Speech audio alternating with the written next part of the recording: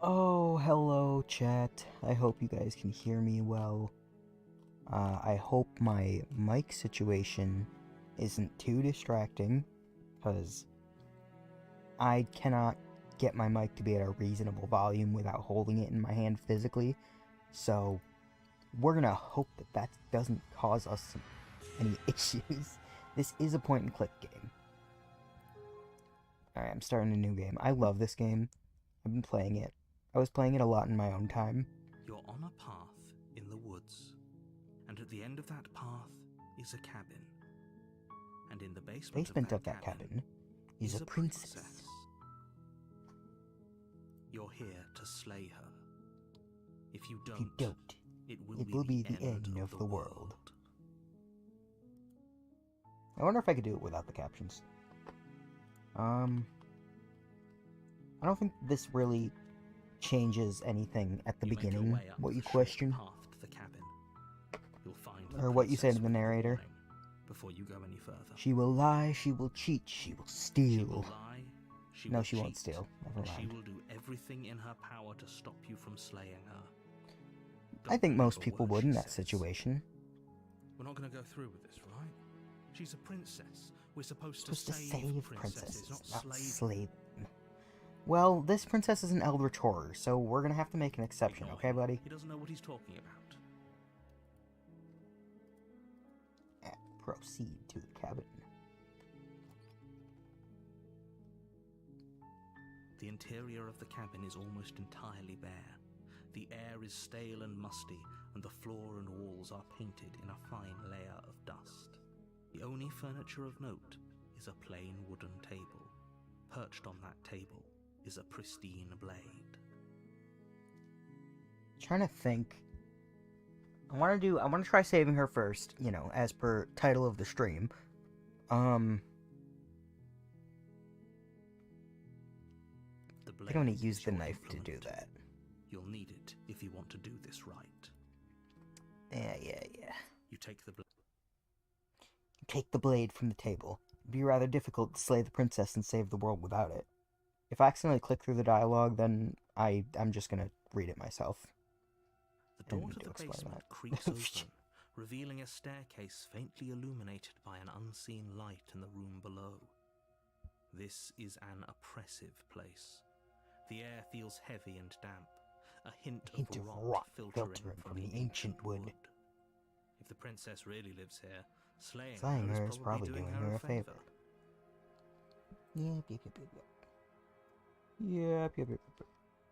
Oh, I hit the wrong button.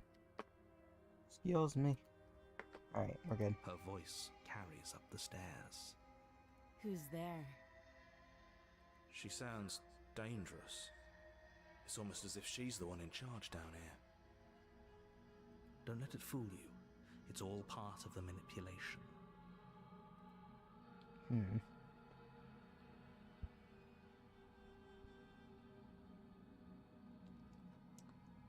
Hi, just checking in. It's been so long since I've had any visitors. You walk down the stairs and lock eyes with the princess. There's a heavy chain around her wrist, binding her to the far wall of the basement.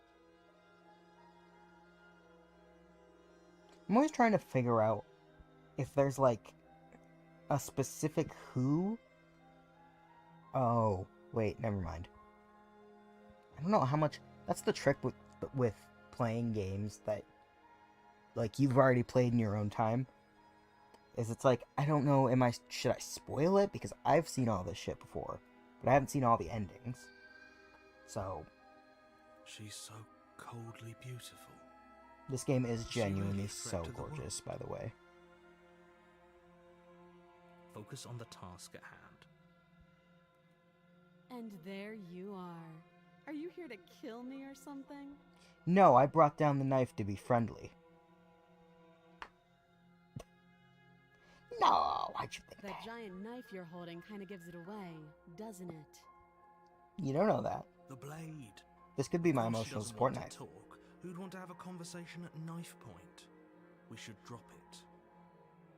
I'm not dropping my emotional support knife. Okay, my therapist says it's okay, so it's fine. Don't you dare. It's fine. We can decide what we want to do after we talk to her. Maybe she really is a monster. But killing someone in cold blood isn't very becoming of us. Speak for yourself.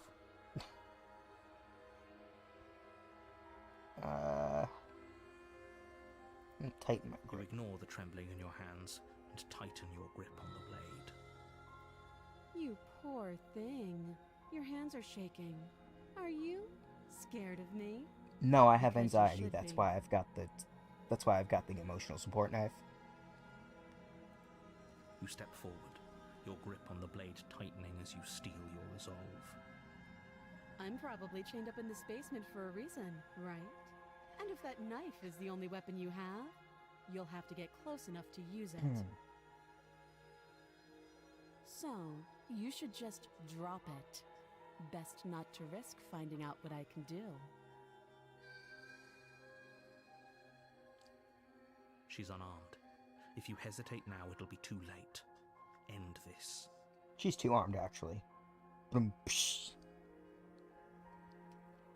Let me see.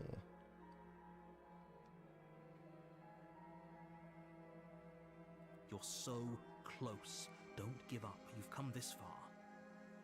No, this is a good idea. Maybe we can de-escalate things. Oh, threatened, are we? You poor thing. Drop the knife, and of course we can talk.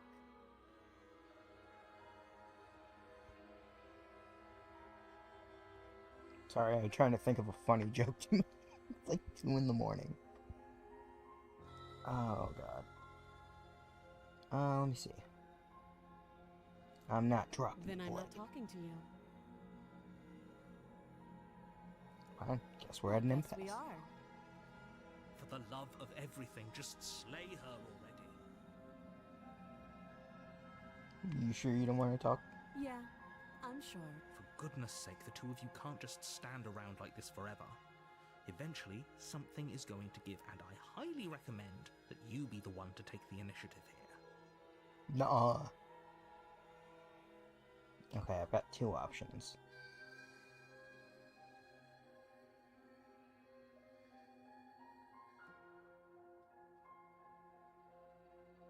Fuck it, let's slay her first. Doubt, unfortunately, clouds your thoughts as you attempt to run her through. Well, fuck. A moment of distraction and hesitation is all she needed to sidestep your thrust and deliver a catastrophic blow to your jaw. Holy fuck. It feels like you've been hit with a sledgehammer. You can feel bone grinding on bone where your jaw has been fractured. Jesus, she's jacked. Holy shit, that hurts! How long has she been chained up down here? How Though does she's she have so unarmed, much fucking The muscle? shock of that first strike is enough to stagger you, putting you and the princess on somewhat equal footing. Absolutely would, though. Your blade slashes through the air again and again, and her fists connect with your body as many times or more, each impact as heavy For as both that of them, first the main character and the bone-crushing princess. hit. I want to We clarify. can still turn this around.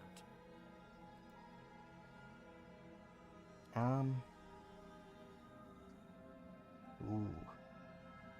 Do we give up or finish the job?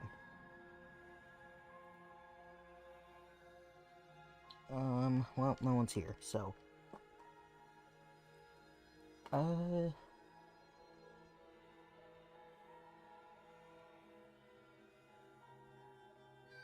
Let's try. We'll finish it. You and the princess stare at each other, both gasping for breath, equally exhausted.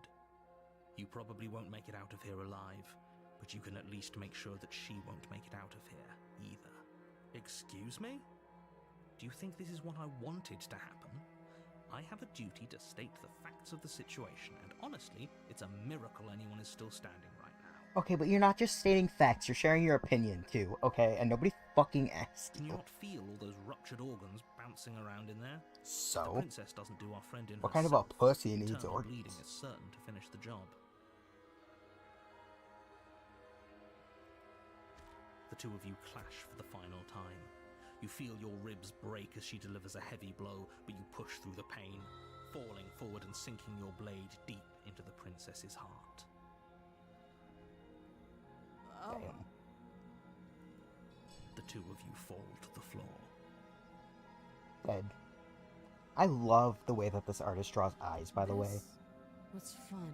And how, like, the art style changes throughout the game. The princess gasps, her voice an unhealthy rasp as her lungs start to fill with... I don't know if fun is the word I'd use to describe what just happened, hon. You put up more of a fight than I thought you would. But I came down here with a knife. What were you expecting? Do you really think this is the end? But you No, don't have time I know to it is worry over not. such things. Everything goes dark. And you die. Rest in peace, guys. The end of the series. You're on a path in the In woods. the woods. And at And the at end the end of that path is a is cabin. a cabin. And in the In the basement of that cabin is a is a princess. You're here to slay her. If you Don't. don't, it will be, the, end of the world. A terrible A sense of terrible deja vu. sense of deja vu. No, you don't have that. This is the first time either of us have been here. You're in If denial. he doesn't remember what happened, then maybe it's best to keep it that way. You know I can hear you, right? It's going to be a lot harder than you think to keep secrets from me. It's not my fault the voices in my head are so That's fucking loud. fine. It doesn't matter if he can hear us. The only thing that matters is marching up to that cabin and winning. Damn right. That's the spirit. There's no point in squabbling when the real threat is just up that hill. You shut up. Pretty sure this whole thing literally just happened. Or if it has, I certainly haven't been a part of it.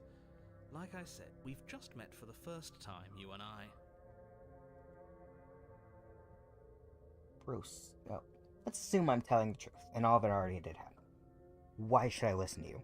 Why do I bother doing Those are anything? two very different questions, but fine, I'll indulge you if that's what it takes to get you moving. Let's say for a moment that this really is the second time you've met me, or at least a version of me. If you're back here, I'm assuming you died, which probably I sure only did. happened because you didn't listen to me. I think it was because you were specifically making things hard We did for our us, best but with the yeah, information that's we were probably given. fine. And we did kill her. And yet you still died, didn't you? So congratulations. You've been given another chance to actually do this right. Yay! And I believe your other question was something along the lines of, oh, what's the point of doing anything? If you're asking that, it sounds to me like you're making the rather dangerous assumption that your actions last time around didn't have any consequences. I'm sure it's fine. We both died. What do you mean? Of course there weren't any consequences. We killed the princess killed us, and now everyone's right back where they started. That sounds pretty consequence-free to me. Yes, but in this purely hypothetical scenario, that begs the question of how you got back here. Did time simply rewind itself, or were you instead transported to a different world entirely? Had you failed to slay the princess, what would have happened to everyone in the place you left? Fuck if I know, dude. Ugh, enough with the talking. We've got I a died, she fight to died, it's win. over. Nothing else matters. Yeah! I couldn't agree more. The cabin and your destined confrontation with the princess awaits. How long does this go on? Stuck about Just be princess. quick about it.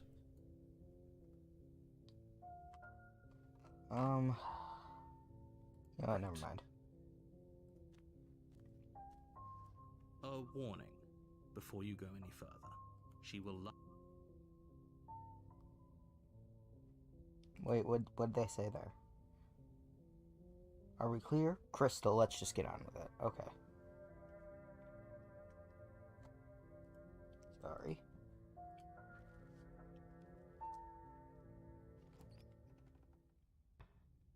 The cabin is tighter than its exterior would suggest. I'm gonna save this here. See? Even the cabin has the right idea. Let's get moving. The blade is your implement. You'll need it if you want to do this right.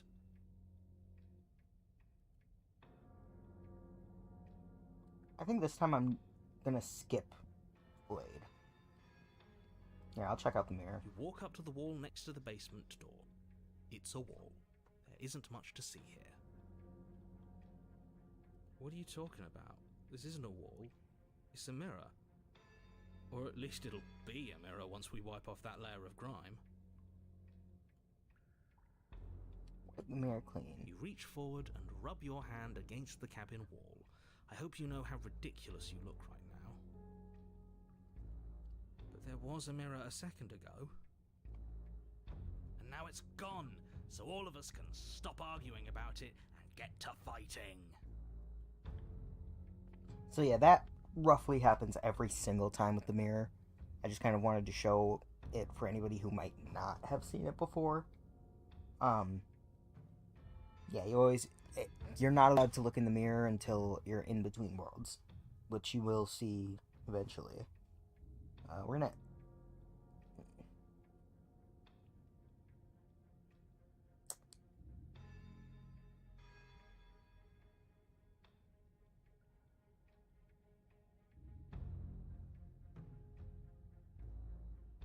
Alright, we're gonna take the blade. You take the... Enter the basement. The door to the basement creaks open, revealing a rough stone staircase, its walls pressing at your sides and tightening as you descend. The air seeping from below is heavy and oppressive, with an almost sulphuric odor to it. If the princess lives here, slaying her would probably be doing her a favor. Her fierce voice carries up the stairs. Is that another challenger? Finally. It's been ages since I've had a good fight. This isn't what she sounded like last time. Her voice is a little deeper, almost threatening. Good. Sounds like my kind of princess. Okay, calm down there, buddy. As much as I appreciate the enthusiasm, just make sure you don't let your bloodlust get to your head. You need to stay focused. I don't think and it's keep your wits about bloodlust. you. Remember, you're here to slay the princess, not to have a good fight. As you descend the final step, Damn. the form of Yeah, the it's princess definitely not comes into bloodlust. view. A large shackle leading from her wrist to the basement wall. God damn. She descended from the final step. You just said it. I wasn't paying attention. I was Looks looking like at she her could rip calves. those chains out of the wall without a second thought. Yeah. Oh, it's you again. I'd been hoping you'd find your way back here. Good to see that death doesn't stick for either of us. Apparently And not. you brought your little knife, too. Yes. Yeah, his name's Steven. He's my emotional support knife. Do you want to hold him? I'm going to have fun breaking you into little pieces. That's unnecessary.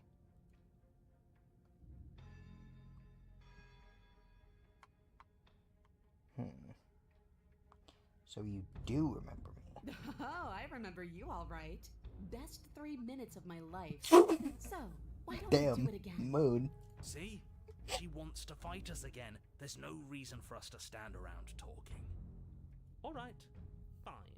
I believe you. What? What you said earlier in the woods, I believe you. You've already met the princess, and the princess has already met you. But that's all the more reason to take this seriously. You don't know that whatever brought the two of you back to life isn't a fluke. And beyond that, do you know who doesn't remember anything that happened last time? Me. I don't remember. Uh-huh. Are you okay? Of course I'm not okay. As far as we're all concerned, the fate of my world is still very much on the line. Not all of us have the luxury of jumping over to a parallel universe the second we die. Oh, please. You're in, like, every universe. Don't even. Just because it bothers you, I'm going to take this less seriously. You don't know the depths of my apathy. You're joking, right? I'm just going to pretend that you're joking. Yeah, you better be joking. We can't win unless you take this seriously. I'm actually here to free you. Free her? You aren't. I don't know why I'm even bothering, to be honest. You know the stakes of the situation. Who says I want to be free?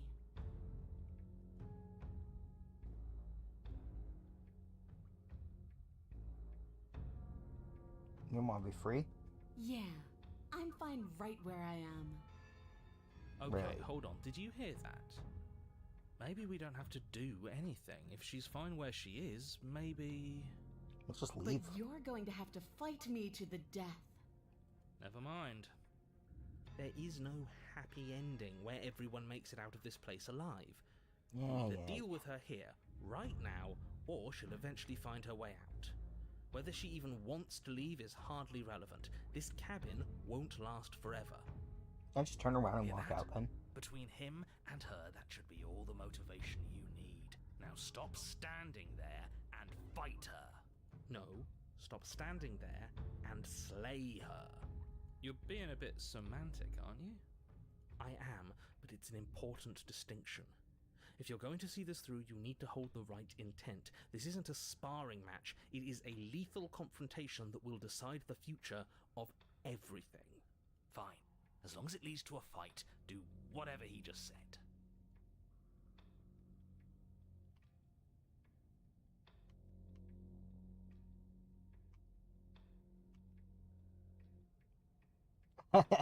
I don't know what happened to you last time we met, but I'm not fighting a giant demon lady.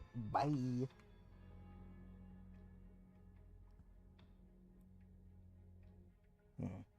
I'm just gonna turn around without saying Oh, anything. you've got another thing coming if you think you can just turn around and As you step towards the stairs, you hit and then a snap.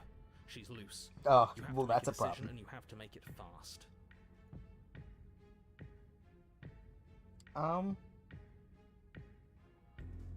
Run. You do your best to scramble up the stairs before the princess can reach you. Please. You coward! You practically feel her steamy breath on the back of your neck, but you manage, just barely, to throw yourself over the threshold and slam Oh, shit, I the heavy did get stone away. doors behind you. You're safe, if only for a moment. Do you think this door is enough to hold me? You're not getting out of this. I don't care how many things I have to break. I'm getting the fight I want. The entire cabin shakes as the princess throws herself against the basement door. It's huge and made of stone. We're fine, right? You should leave that cabin and get lost in the Of course woods we are. somewhere. Any second now she's gonna break through that entryway. And we're finally going to get to... Another impact shakes the cabin, a massive gash splitting its way up the stone doors. Here she comes. The doors explode outwards, Damn. shards of stone clattering against the walls as the princess...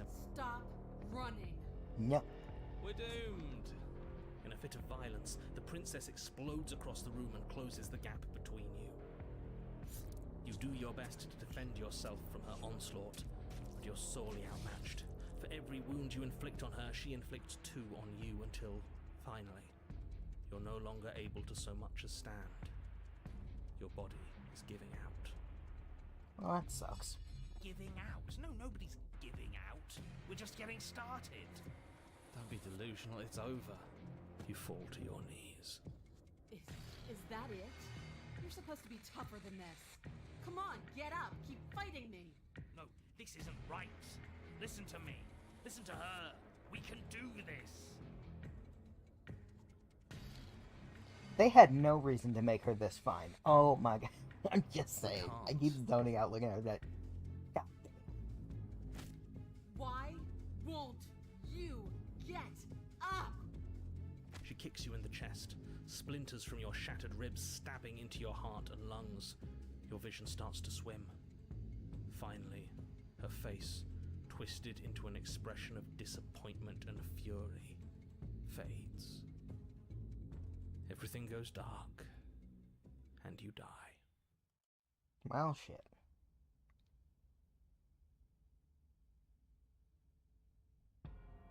I haven't got On this a ending path before. in the if you weren't so damned afraid of what she'd do to you, we wouldn't have died back there. I was not afraid. Okay, I was strategically exiting. Okay? Fear is good. Fear keeps us alive. We died because you didn't have enough of it. So what? You'd have us cower in a corner? No, but that place suits her better than it suits us. She's big. We can't hope to find holes and openings down there. We need more room if we're going to survive. I want to know what happens if you refuse to go to the cabin when you're in this state. Are you suggesting luring her into the woods? Do you have any idea how dangerous that would be? If you lose sight of her, if she manages to slip away, that's it. Game over for everyone, yourself included. Are you not challenging us on all the looping? Have you known about it the whole time? Are you the same one we've been talking to since the beginning? Sorry to disappoint what I'm sure must feel like a grand revelation, but that's not what's going on here. We've never met. It doesn't matter. We could go in circles forever. I don't like staying still for too long. Let's get to the cabin, see this through.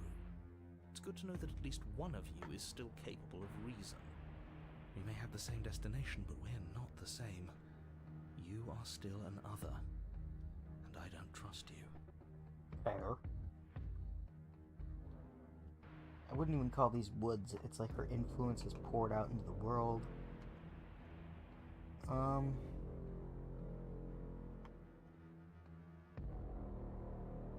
Okay, I'm gonna try.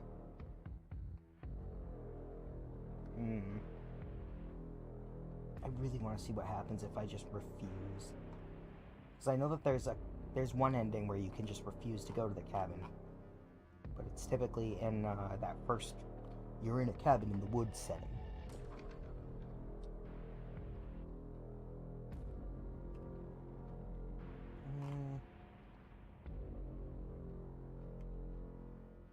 It's evidence of one of many ticking clocks. You can't let her spread any further. Things are always changing.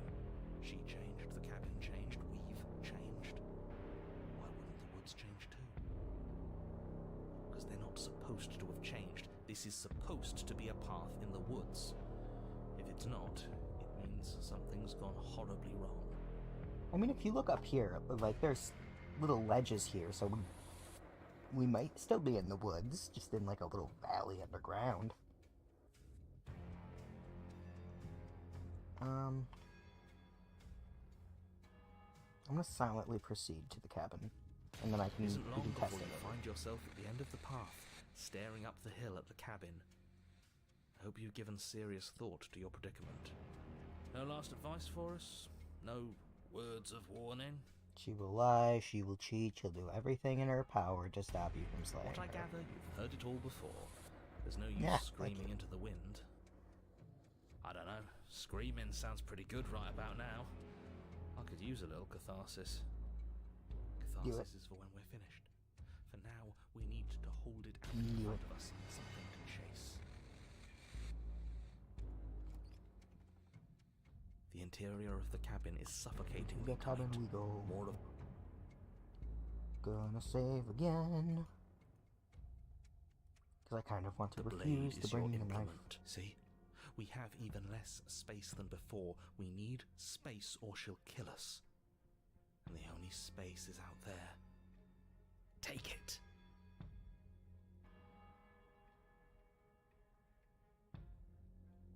We can try to survive without our steel claw, but you've marked us as easy prey. You step forward and approach the door to the basement, hesitating before you open it. If you don't see it. You do see it, right? All we see is a damned mirror. This really is just like last time. Try to think of what the symbolic meaning of the mirror is here. Because, like, there's a couple of times where the mirror replaces the door entirely.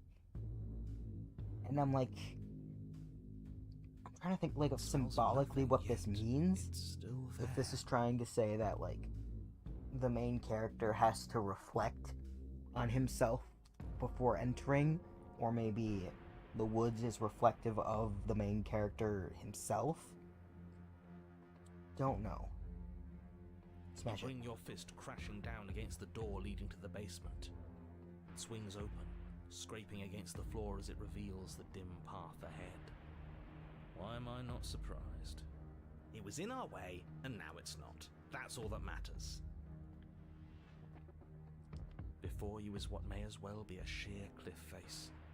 There are enough footholds that you'll be able to clamber your way to the bottom, but it will require careful effort. The air hissing up from below is warm and wet, like the breath of an enemy locked in close quarters. If the princess lives here, slaying her is probably doing her a favor. Her voice, bold and fierce and impatient, echoes from the chamber below. Do you have more fight in you than last time? That was such a disappointing show. I know you can do better than that. Well, Go to her. Rile her up. If she's angry, she'll make mistakes. don't do that.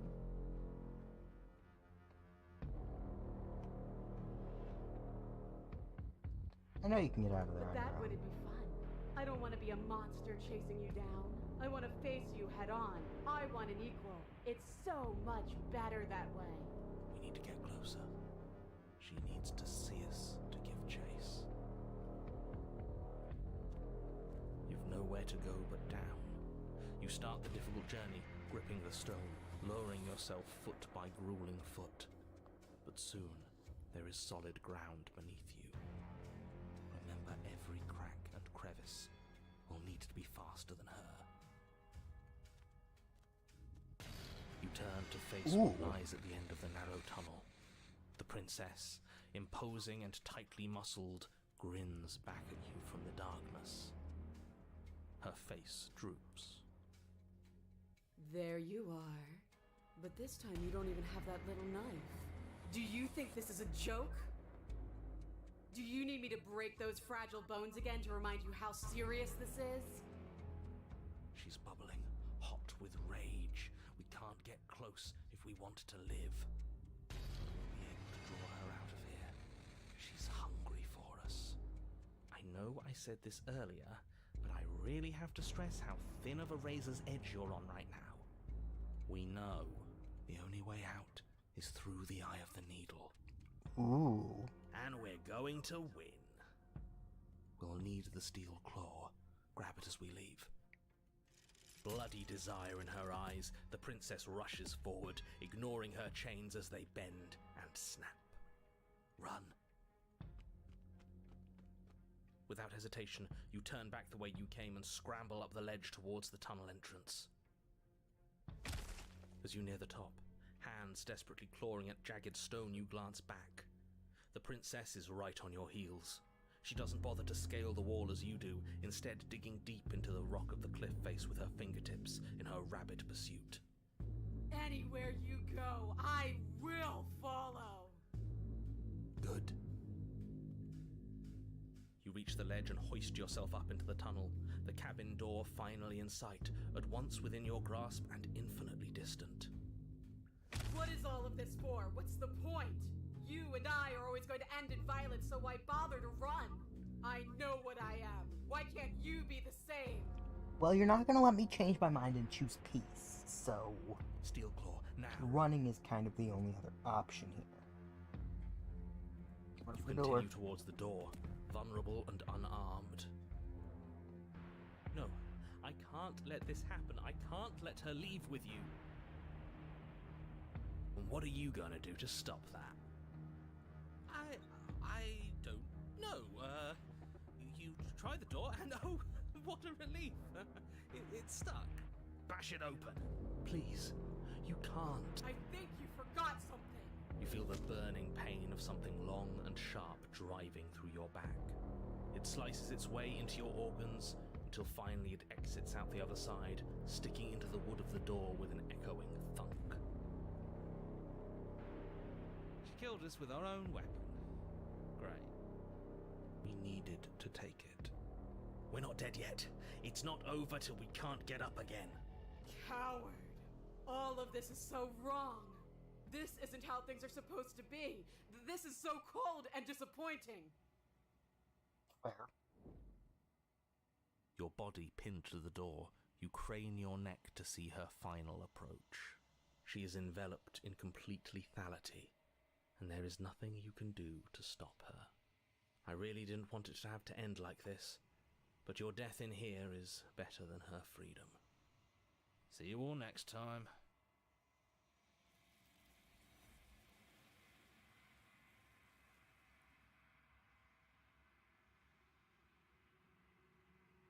But next time doesn't come. Something has taken her away, and it's left something else in its place. She's gone. Where did she go? Should we try and find her? And there's that mirror again. Why is it here? Why now?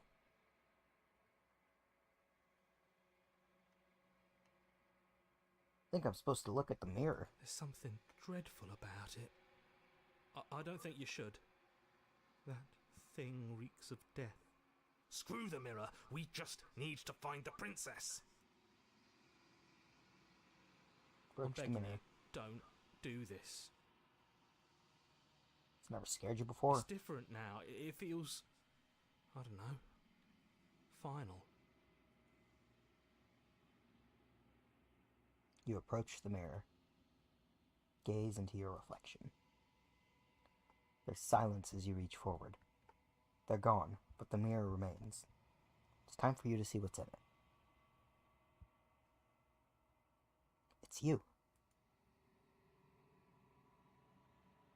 You are alone in a place that is empty. It is quiet here. Proceed to the cabin. You are at the cabin.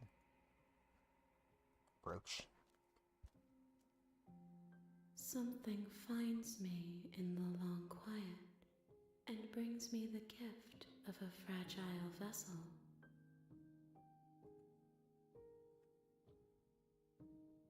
Gift of a fragile vessel. Yes, nerves and fibers to feel the worlds beyond, perspectives to make my own. This one remembers a spark lost in time, and she would stop at nothing to reclaim it. She will make for a burning heart. Do not mourn her. She has finally remembered what she thought she'd lost.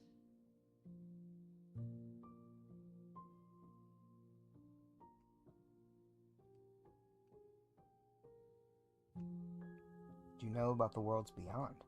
I know only that they are. Where are you? I am solitary lights in an empty city.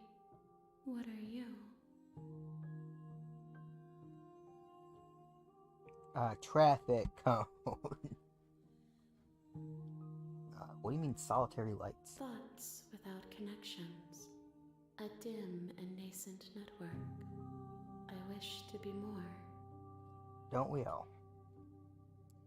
What do you think I am? I think that you are like me. We are oceans, reduced to shallow creeks.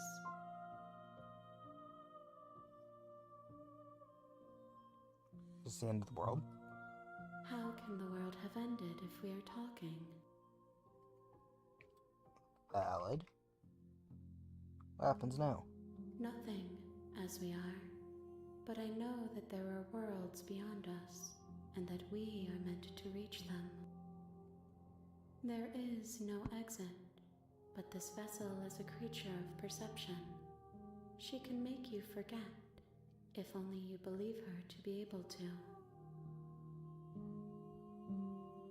Bring me more perspectives, so that I may be whole, and perhaps then we will know our freedom.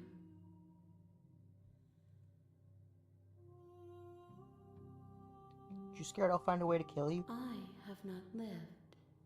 I am not afraid to die.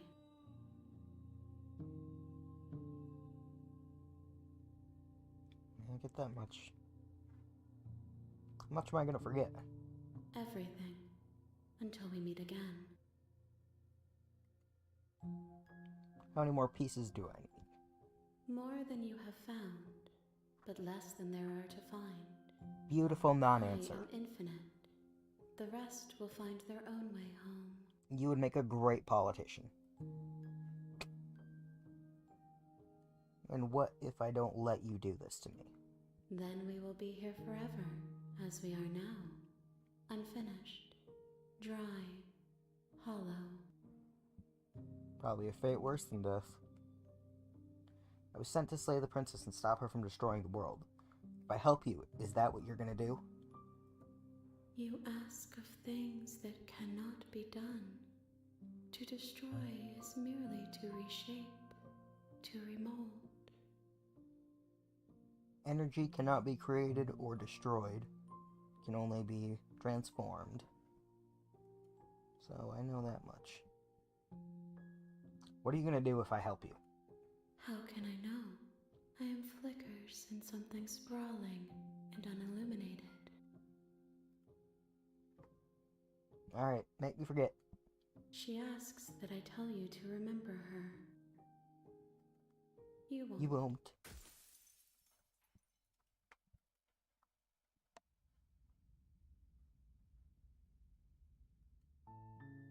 You're on a path in the woods. In the woods.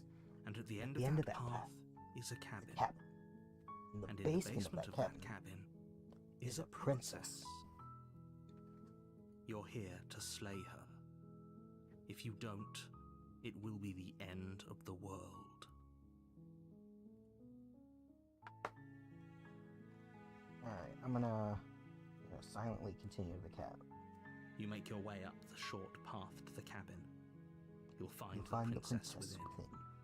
A warning before you go any further. She will lie. We're not going to ignore. Alright. I think this time I'm just gonna go straight for killing. The interior of the... Give me the gun.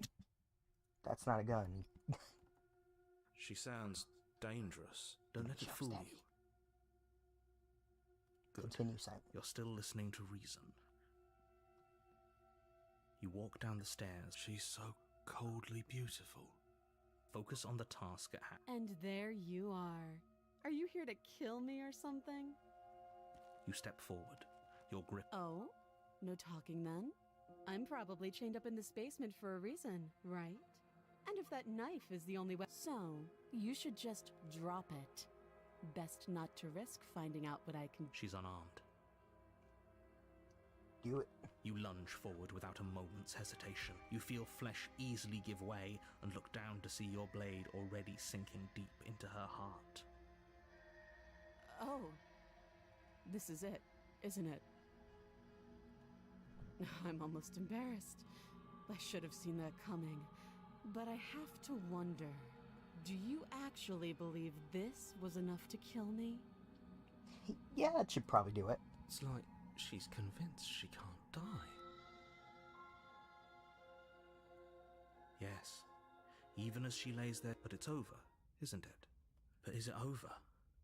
Really over?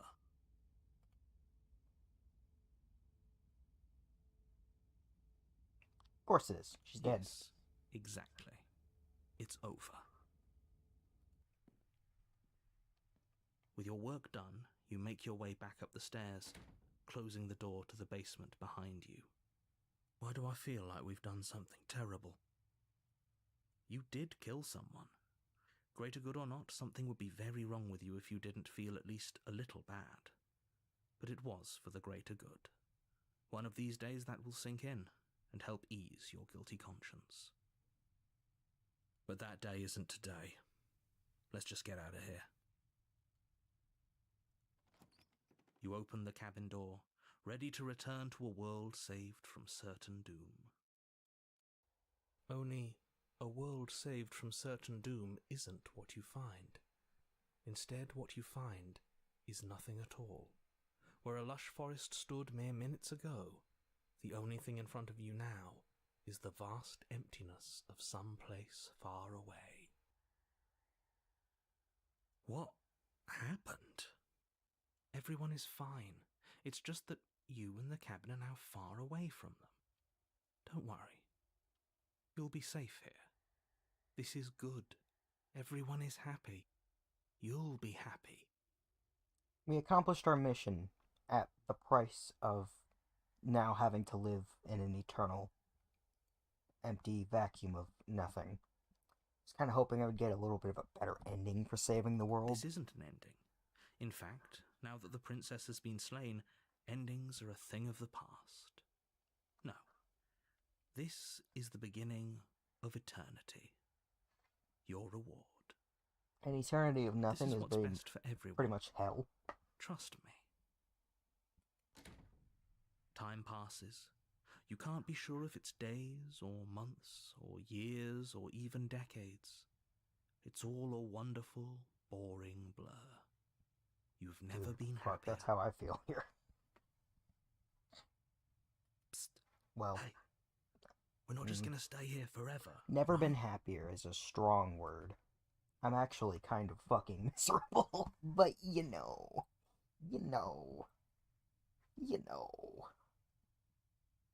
Oh, sorry, I gotta stop being so depressing. How do I get the fuck out of here? But you're probably not going to like it. I will take any escape I can get. The blade. We can use the blade to get out of this. I can hear everything you say, little voice.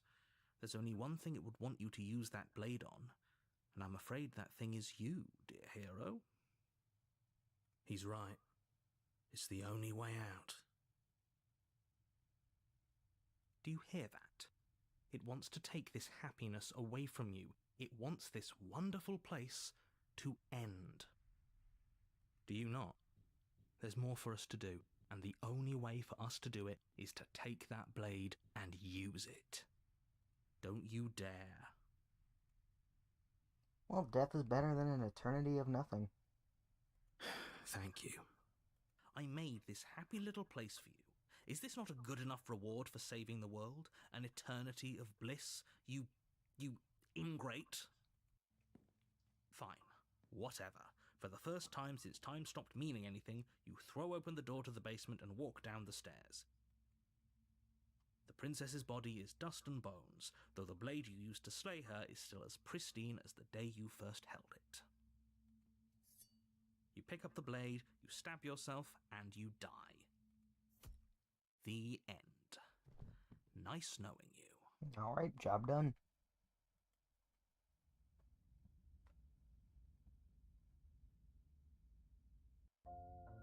You're on a path in the woods, and at the end of that path is a cabin. And in the basement of that cabin, you're here to slay her. If you don't, it will be the end of the world. Oh, you motherfucker, you're in for it now. Tricks? What on earth are you talking about? We've just met for the first time. If he doesn't remember what happened, then maybe it's best to keep it that way. That's fine. It wasn't very hard to kill her last time. We'll just do it again. Well, if for whatever reason you're going to insist that this has happened before, at least your heart's in the right place.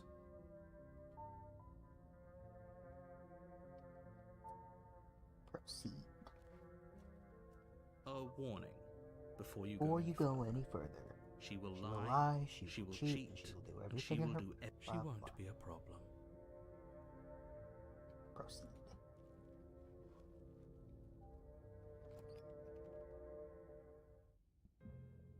The interior of the cabin is cold, a soft odor of dirt permeating the air. The blade is your implement. You'll need it if you want to do this right. It feels like no one's been here for a long, long time. Like I've been saying, she's dead. We killed her already. I'm gonna try to just You stab take the her blade again. from the table.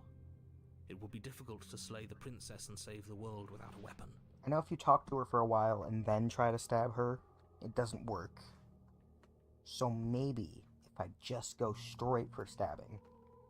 Because the environment warps based on your The door perspective. to the basement groans open, revealing an old banister and a creaky wooden stairwell. Everything is... So, what I'm trying to say, if the main character thinks that he has killed her, he has killed her, right? So that's why that last ending, it gave you a couple options to be like, either yes, she's dead, or are you sure she's not, like, still alive? Because if you said, are you sure, she would have been resurrected, because your perspective has shifted. Your perspective is now influenced by fear. The door to the basement groans open, revealing an old banister and a creaky wooden stairwell. Everything is coated in a thick layer of dust, and you can feel it settle into your lungs as you breathe in the stale air. The very building itself feels dead. If the princess lives here, staying here would probably do her a favor. The room below is silent. Okay. Nobody's here. Naturally. As much as I appreciate the optimism, you shouldn't be so sure. I guess we'll just have to go down and see. As you descend the final step, the form of the princess comes into view. A skeletal body, lying in a heap on the floor, its wrist still bound to the wall by a thick chain. Okay, she's definitely dead. Yep. It's just like I told you. Before you have a chance to finish your thought, the top of a head appears from underneath the floor. I think this is one of my favorite forms for the princess. Two It's deep-set really cute. eyes stare up at you, followed by a mischievous skeletal grin. And finally, the rest of the body floats up to join the head. Wait, this isn't right. What's going on here? A ghost! Oh. Wow. How absolutely terrifying. What's a ghost supposed to do to us? Oh, it's you. Hiya, Keller. I was hoping to see you again. I have some issues with how our last meeting went. Hiya, Killer. I love The her. princess drifts across the room into your orbit, gently running her fingers across your shoulders and down your neck as she circles you.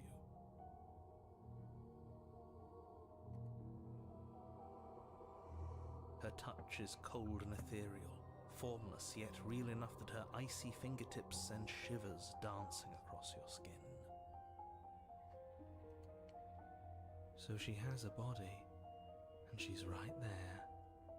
That means we could kill her again, if we wanted to. Well, what are we waiting Without for? a moment's hesitation, you lash out with your blade. It's like you're slashing at air.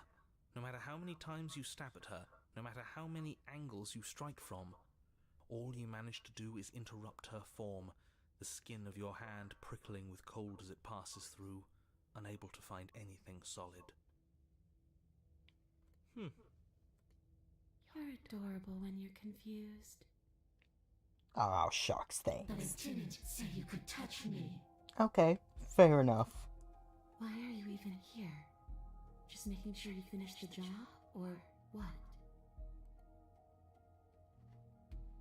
If I knew I'd have to talk to you again, I wouldn't have slain you. If I knew I had to talk to you again, I probably wouldn't have punched you in the gut and killed you. Dude, I've been watching Legends of Elvantris lately. It's so good. And if I knew you were going to murder me without even knowing who I was, I wouldn't have given you the chance. We all make mistakes.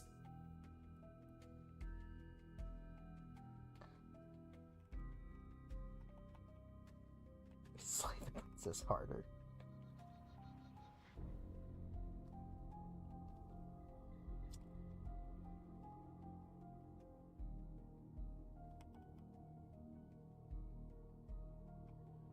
Of course I attacked you. You're supposed to end the world. That's why I killed you last time, too.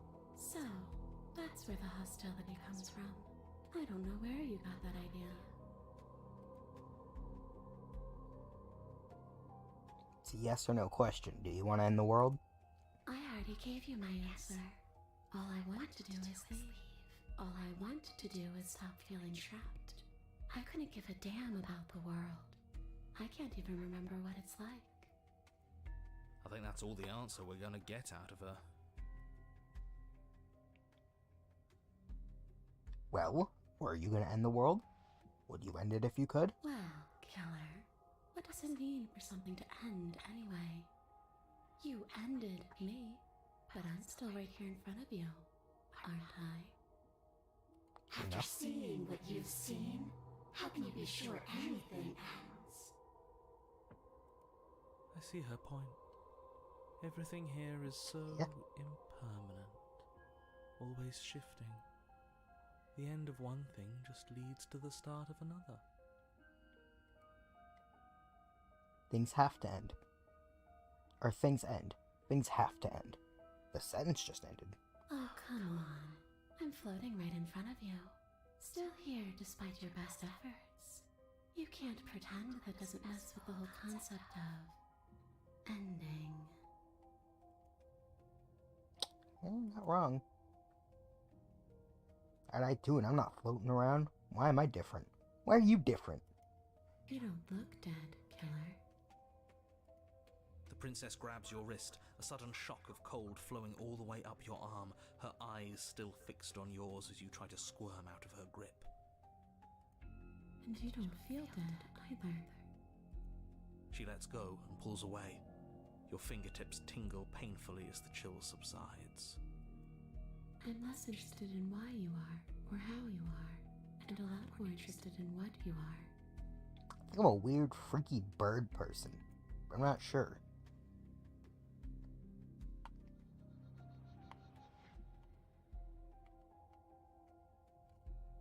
What do you want from me? I want you to make things right.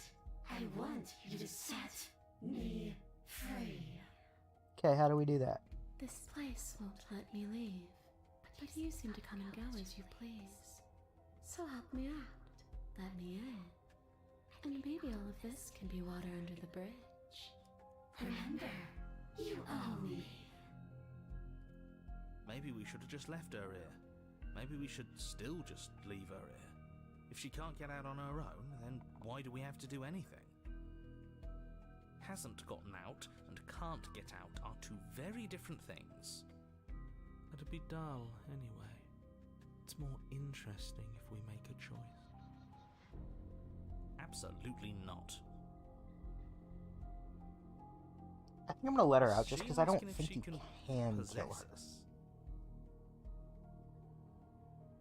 She is. And I hope I don't need to explain why you can't let that happen. It would be catastrophic if she managed to escape this place. And if you let her in, there is very little anyone could do to stop her. Would she be able to see us if we went along with it? Now, isn't that an interesting thought? We could finally bring her face to face with him. Well, I after wonder saying what that, she now would I've have to gotta say let her. to- You won't like how things play out if you go down this path.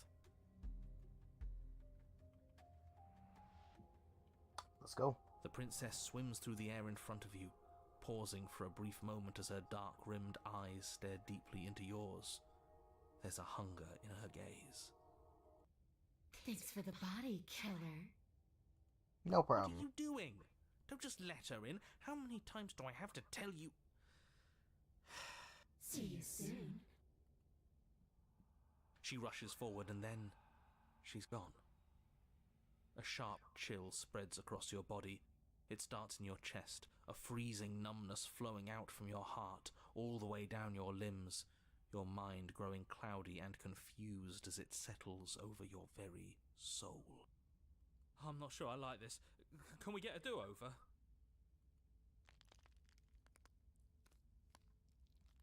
I'm afraid it's too late to stop now. The numbness gives way to a stabbing pain, your muscles twitching and convulsing violently, each involuntary movement causing more waves of agony to ripple across your body. You collapse to the floor, and everything goes dark. Get up. You've still got a job to do. Your eyes flick back open as you get your bearings, your vision swimming as... So this is what it's like to be you, huh? Disembodied voice narrating your every move? Yeah, thank God, finally someone can hear this So, shit. it doesn't work like that for you? Works like that for me in real life. Clearly it doesn't, or she wouldn't have commented on it. The worst part about having multiple personalities. All these shards of broken glass on the floor? Are they also supposed to be you? Probably. Hey, I'm not a shard of broken glass, I'm... Yeah? Go on. Finish the thought. What are you? I'm a voice? I'm me is what I am. Who cares what we are? We exist. That's all that matters. Do you have to deal with this annoying bickering all the time? Yep. No, it matters. What we are matters. If I'm a shard of broken glass, then that raises some questions about certain other voices in here too. I'm clearly the same thing you are. Hopefully they'll all go away once we leave this place. I don't know how you can tolerate all of this noise. Well, eventually you just kind of lose your sanity and learn to accept it. As long as you don't follow any of the weird ones, I'm it's not fine. talking about you, I'm talking about him. You don't need to know what I am. You just need to know that I'm different from you. More important. More important. So you're the one who pulled the strings and made me dead. I can tell you don't belong here. You're barely even there. Like the shape of something left behind. You're more of a memory than a person. Maybe the narrator is like some sort of internal fear that the main character has. That's rude. You're kind of like me, actually. I'm just going to ignore her. You push yourself off the ground. The princess is nowhere to be seen. Obviously, she's nowhere to be seen. She's in our fucking head, dude. Because I'm in here with all of you. Everybody knows that. Yeah. I'm setting the stage. The room is empty because you made a spiteful, idiotic, and all-round foolish decision. I'm sure it's fine. Oh, shut up. Stop trying to manipulate everyone.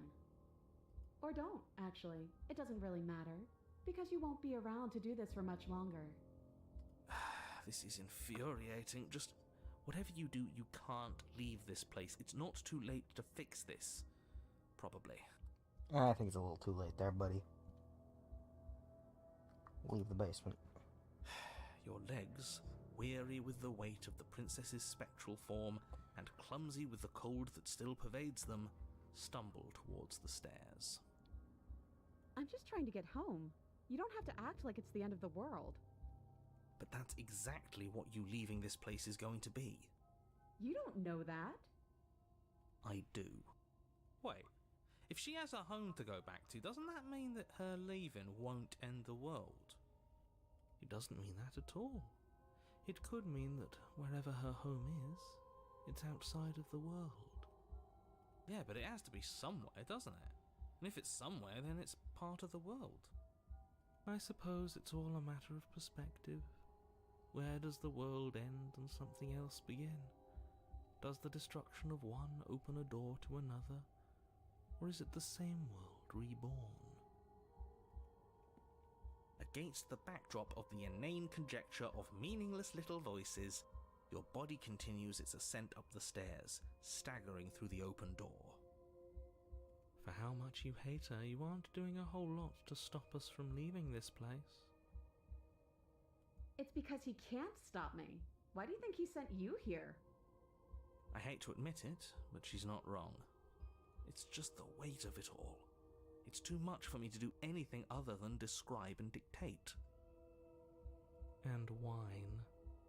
This body wasn't made to hold you and the princess.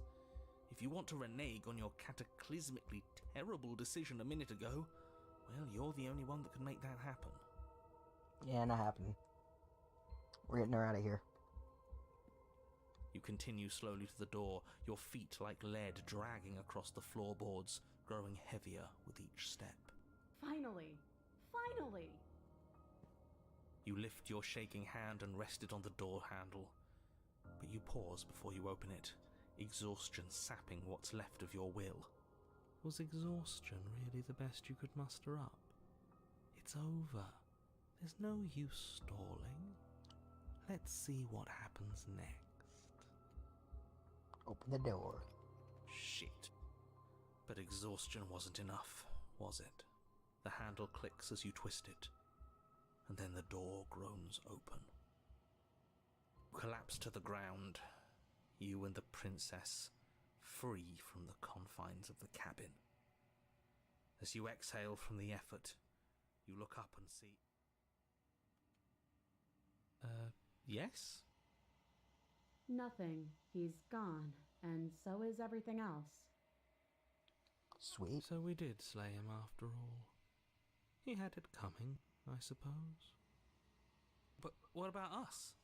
Are we just stuck here in nowhere forever? Did taking her out of the cabin really end the world? I guess so. We're still here. Yeah, but that thing you said earlier, are we not part of the world anymore? Are we in some world that exists after the world ends, or on top of the other world but not in it, or have we never been part of the world? All right, let's see if I'm stuck with you forever.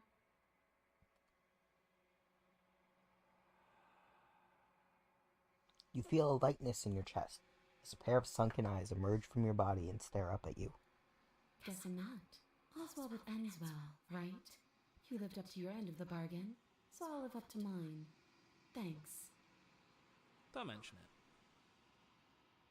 I think this is where I'm meant to be.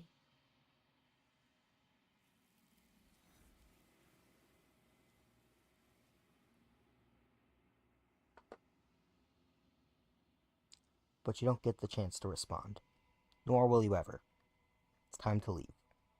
Memory returns. She's gone. Where did she go? Should we try and find her? And is that a mirror? Why is it here? Of course you're scared. This is the end. For you, but not for me. I might comfort him. It's gonna be okay. Just trust me. We've been here before and you always get scared. But it feels so bad. Like looking into it right now is going to be the end of everything. You don't need to comfort him. I'll see you on the other side. It's gonna be okay. It's not the end. Whatever's on the other side is gonna be nice. Okay. If you say so. We'll trust you. Whatever makes you happy.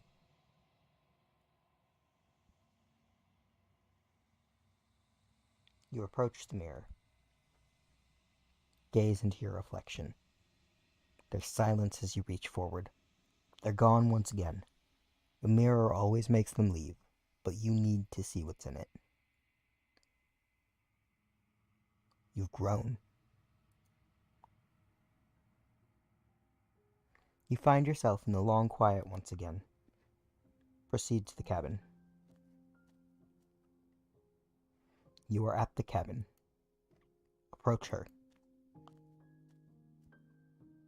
Flickering lights in empty cityscapes become pockets of vitality and movement. I am more than I was before. Whenever you are ready, I will wipe your slate clean once again. Are you the same being as you were before? How much have you changed? Is a child the same as an infant? I am an unbroken pattern, but every vessel gives fresh perspectives and carves new avenues of expression. I am different, but I am the same. Everything you say feels like a riddle. Can you give me a single straight answer? I'm sorry. Words are difficult for me. They never fully weave what I wish to say. God, same here. If you do not like my answers, then you need not ask me questions. There's so many good quotes in this game. The vessels you choose to bring me carry far more meaning than anything words could say in the spaces between. What does it feel like to change like this? Eyes close in reflection. Perspectives meld together, and the breadth of my experience stretches to new corners. There are contradictions, conflicts in my nature, and there are familiarities that bind everything together. This game is such an interesting, representation of multiple personalities. I don't know how to explain it. This is what I need to be. This is the only path forward. When all this is done, do you know what you want to do? With every gift you bring me, I excavate the alleys of what I am meant to be, and every exploration yields new and complicated truths. What I will be is different than what I am, and what I am is different from what I was. I cannot tell you what desires I will hold when I have changed. But in this moment, all I want is to know myself and to know you.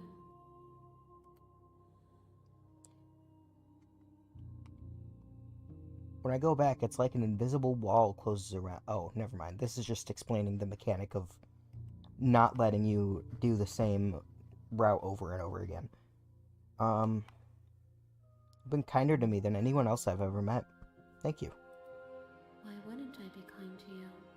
You are the only thing I know that isn't me.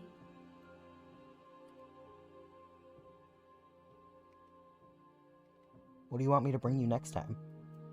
Gifts aren't what someone tells you to bring them. Do not worry. There are no wrong answers. And every perspective illuminates my shadows and shares new secrets.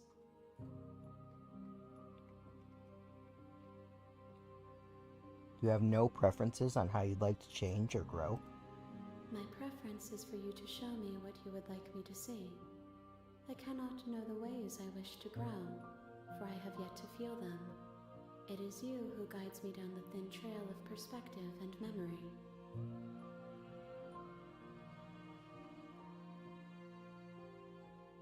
I don't want to hurt you, but the more times I go back, the worse I fear things will be. The vessels are a weave of emotion at odds with themselves, but they are only perspectives. They are not me. The wounds they've suffered carve texture around my heart. Without them, I would be as I was before. I would be alone and without sensation. I could not feel the joy of having you by my side, for I would not know your absence.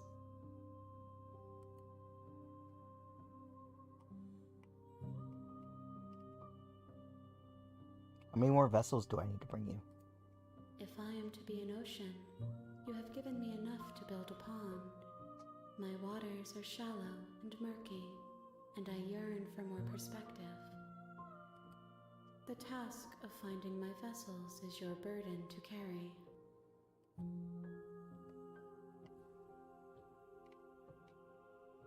Do you have any thoughts on this vessel? This one is vaporous. She is a dream of a life she could never have, but that longing has given her so much capacity for kindness. She will make for a yearning heart.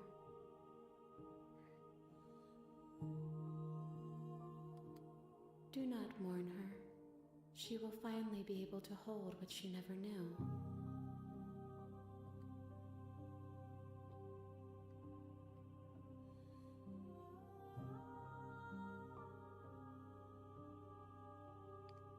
I'm ready to go back. I await your return, but it will give me time to reflect on what I am. We will meet again. Everything goes dark, and you die. Oh, excuse me. Sorry, guys. Oh my god, my hand is cramping. You're on a path in the woods, and at the end of that path is a cabin. And in the basement of that cabin is a princess. You're here to slay her.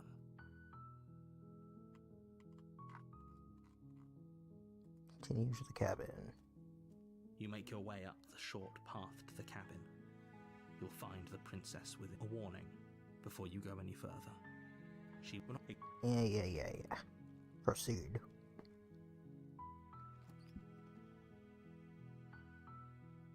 The interior of the cabin is almost entirely bare. The blade is your implement. Take the blade. Take the blade from the table.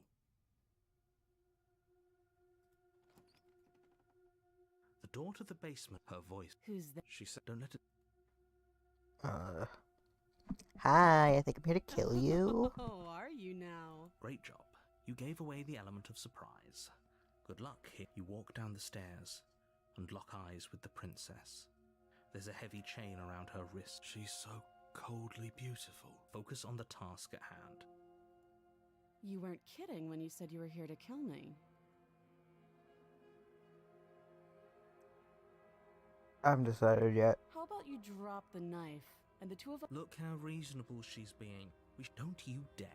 It's fine. We can... Drop it. The blade tumbles out of your trembling hands and drops to the floor with an unceremonious clang. Thank you. Against your better judgment, you will be fine. I don't know what you're hoping to accomplish here, but I can assure you there's no reasoning with her. Just make sure you don't forget about the blade on the floor. You're going to need it. So here we are. What an awkward start to a relationship. Oh, relationship? Oh, Don't jump to any weird conclusions. aw. We're two people who have met each other. By definition, we have a relationship. Ah, shucks. Got relationship zoned. How will I get you out of here? You can't. Don't bother. I'm guessing you don't have the key then. I'm sure there's a key somewhere around here, and if there isn't... well, we can always put that knife to good use. Yeah, you're gonna have to chop your shit off. Her sharp eyes settle on the edge of the blade. She isn't suggesting what I think she's suggesting, right? Damn right she is. She is. Time to go hacksaw. Let's go. Do you know why I'm here to kill you? Do you? Yeah, in the world, apparently. Don't just tell her that. Is that why they threw me down here? But I don't want to hurt anyone. I like the world, I think. Somehow I don't believe you.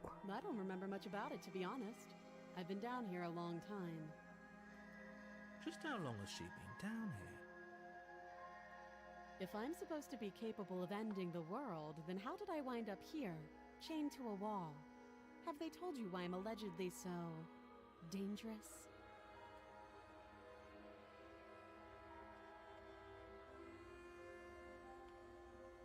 No, and if I'm being honest, I'm more inclined to trust you than I am to trust them. Sooner or later, you'll understand that I have your best interests at heart. Hopefully sooner. How sweet. Now be a pal and help me get out of here, would you? We could figure out how to deal with them after I'm free.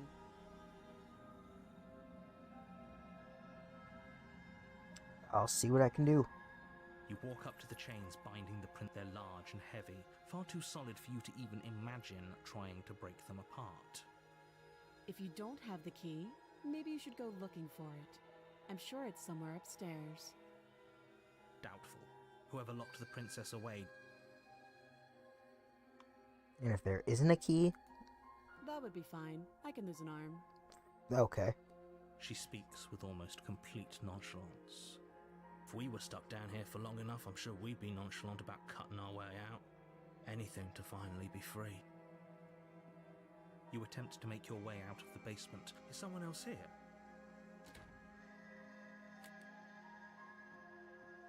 You make your way back. to Yeah, the bottom struggling of there the doesn't stairs. have any effect on This the would have ending been as far as so I've much seen. easier if you'd simply slain her like you were supposed to. Easier for whom? Easier for everyone. I heard the door slam. They locked you down here too, didn't they? Yeah. The knife. Pick it up and cut me out of here. You won't like what happens if you do that. Alright, trigger warning for self-harm here. You might want to skip ahead a little bit. Against your better judgment, you place the blade against the princess's arm, just above the massive, unyielding chain. You cut into her flesh. The blade is sharp, and you make quick work of it. Before long, you're able to crack through bone, and she pulls the bleeding stub of her arm through the iron gauntlet. Ugh. She didn't so much as utter a sound. Free from her bindings, the princess turns to face you, her fierce gaze meeting your eye. Pick a nose. How is she so... Thank you. Now let's get out of here. I didn't mean to click. Approach the door. No, we won't have any of that. The stakes are too high. You can't just let her escape into the world. No, I just can't let her escape into the world. As the princess approaches the bottom stair, you're... Wait, this isn't fair. You can't just do that. Watch me.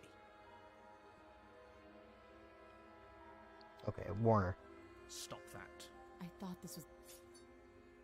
Your body, stop it. Stop resisting me. I am trying to get you out of here alive.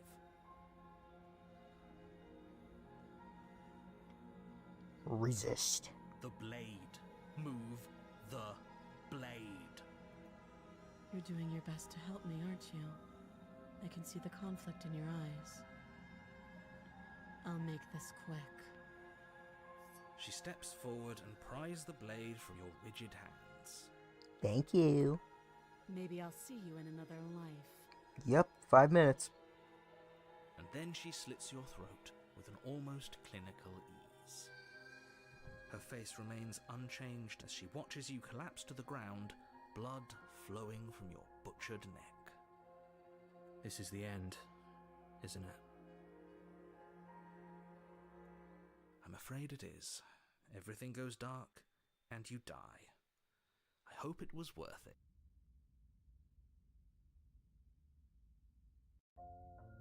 You're on a path in the woods. You're here to slay her.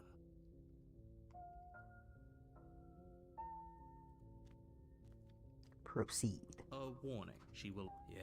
Did you just say wink out loud? Oh shit, I skipped over the voice. No, I didn't. Wink. Just ignore this clown and focus on the princess. Proceed.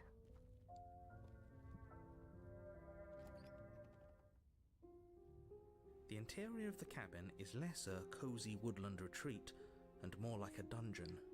A few pathetic wisps of starlight attempt to illuminate the cold, uninviting stone walls, and thick, wrought iron bars barricade the windows, reminding anyone who enters that this is a prison.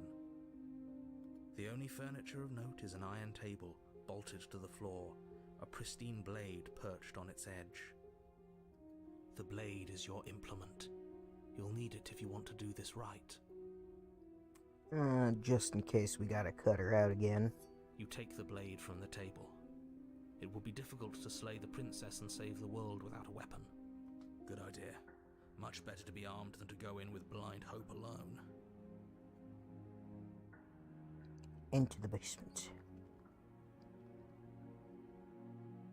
The door to the basement creaks open, revealing an old stone staircase.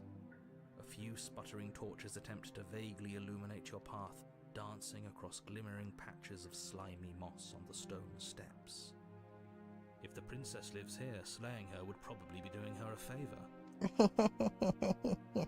I've never heard that Her one voice, before. harsh but controlled, carries up the stairs. Is that a visitor I hear? Please, come downstairs. It's been a while since I've had company. I wonder what visitors she could be referring to. Were we not the first? You walk down the stairs and lock eyes with the princess. She looks up at you, the heavy collar around her neck clanking loudly as she moves. The chains binding both her wrists to the far wall, joining the metallic chorus as she adjusts her hands in her lap.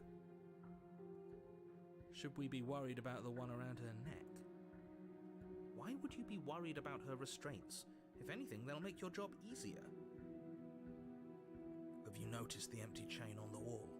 Odd that in a place where everything seems to serve a distinct purpose, there would be something so obviously useless. What an interesting development. Why don't you have a seat?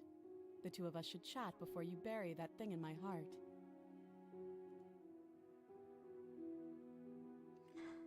I'm not sure I need to do much of anything. You see how locked up she is? Just gonna leave her in here. No, I'll sit with her. You step towards the princess, but she stops you before you get too close, holding up one shackled hand. There's fine. I'd prefer we keep some distance until we've sorted this out. That's reasonable. We do have a weapon. Might as well put her at ease. Sit where I was told to sit. Or sit closer. You do as she asks and sit on the floor, still a good distance away from her. Thank you. Now, what are your intentions for me?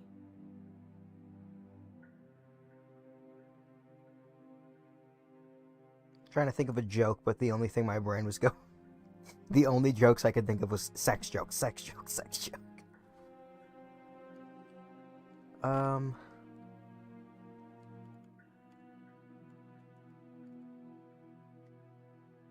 My intentions? What do you mean? Yes, your intentions. You have a knife. What are you going to do with it? There Well, I isn't was a gonna cut you keyhole in out. these shackles, so I'm afraid my only way out is surgical removal. Is she forgetting about the shackle on her neck? Or does she think she'd survive a beheading? She probably could. You're right. Maybe she's delusional. All the more reason not to trust her. She seems like the kind that could take a beheading. Unless she really could survive. Though I suppose you could just be here to kill me. But I don't think that's in either of our best interests.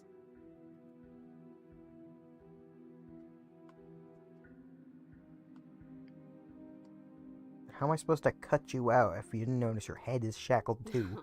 No. Like I trust you to come any closer with that knife. All you're going to do is hand it to me and watch me work. Sure thing. But she would have to cut her head off, right? She can't be suggesting that. I've learned not to question her at this Or point. maybe you should consider the most likely scenario. She's bluffing so she can disarm you.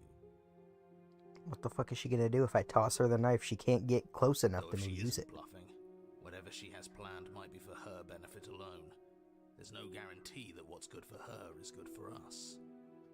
I guess she could throw it at us. What should we do? I don't know.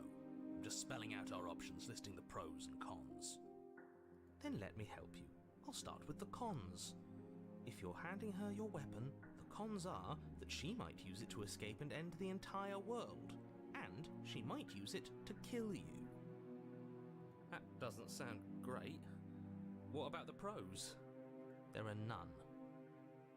Yeah, The like I'm pros gonna are trust that We guy. can't trust him. Yeah. Possibly even more than we can't trust her. Whatever she has planned could do something to mess with what he has planned. Or maybe they're both screwing us over in their own ways.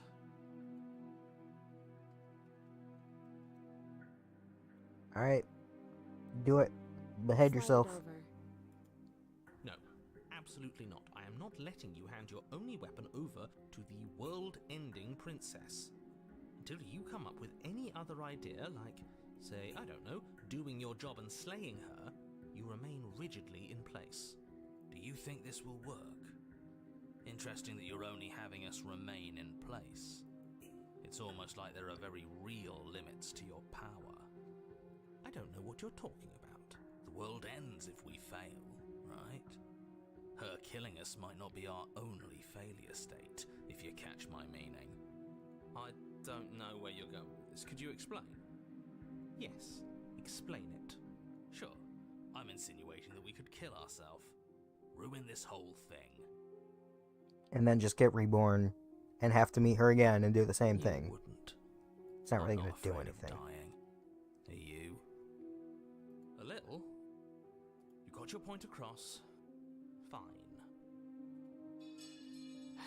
You slide the blade across the floor. The princess maintains unsettling. Thanks.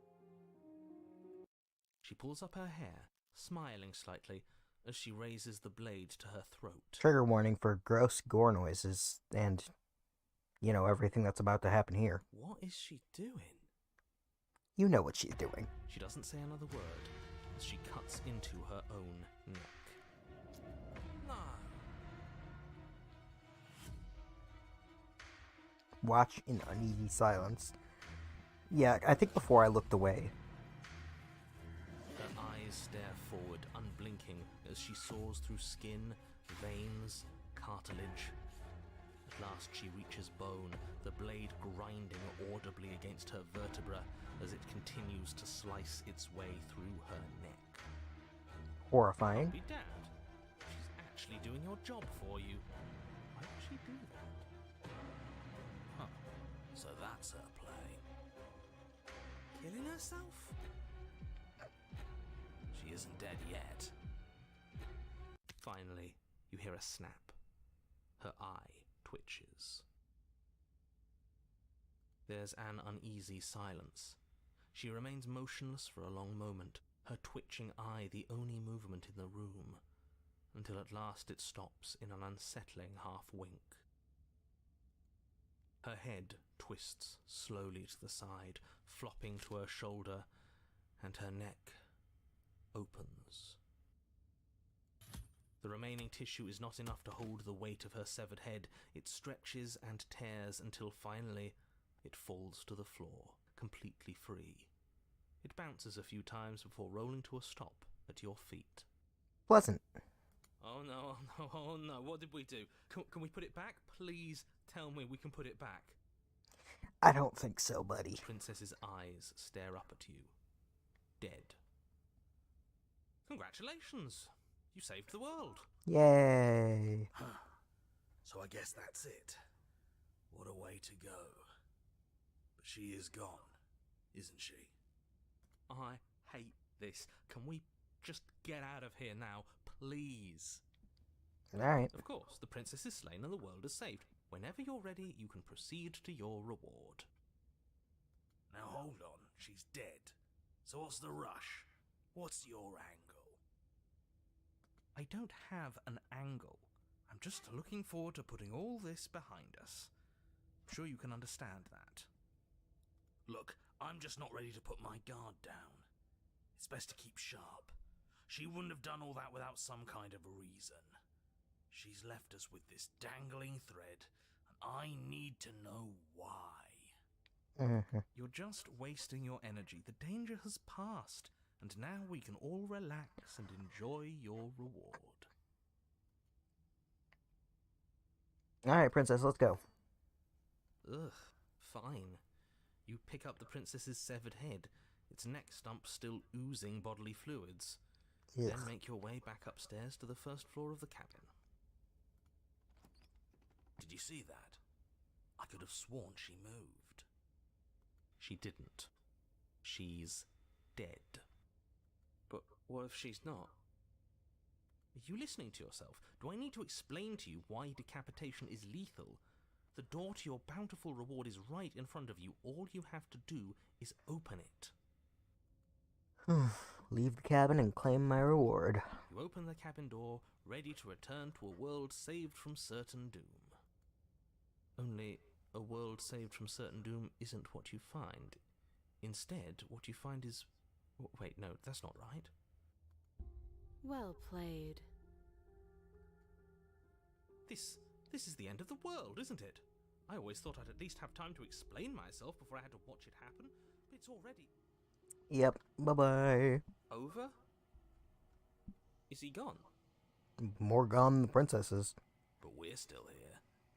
Maybe it wasn't the end of the world after all. Maybe it was just the end of his. Thanks for carrying me up here. I had to take it on faith that you would know what to do. I'm glad I was right to trust you. So, this is the outside. Maybe it's just my lack of body, but it's colder than I expected.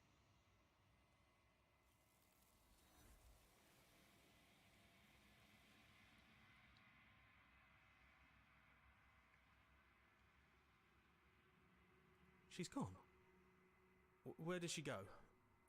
Should we try and find her? And is that a mirror? Why is it here? Why now? It's gonna be okay. Trust me. We've been here before. You're But it always feels afraid. So bad. Like looking into it right now is going to be the end of everything. You're right. Part of me wants the truth, but something stronger is holding me back. Fear.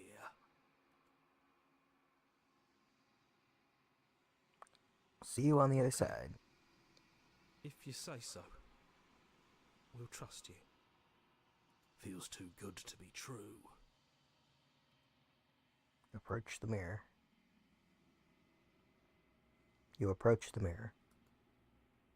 Gaze into your reflection. Silence as you reach forward. They're gone once again. The mirror always makes them leave, but you need to see what's in it. You've withered.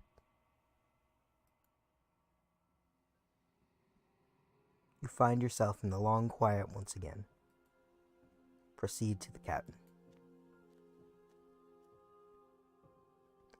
You are at the cabin. Approach. I am a growing chorus of contradiction, a mass of tides ebbing and flowing all at once in more directions than my attention can bear to hold. To look at any one is to shift them all into something new, and to look away is to reshape them yet again. All of me is changing, and yet the rest of me is still the same.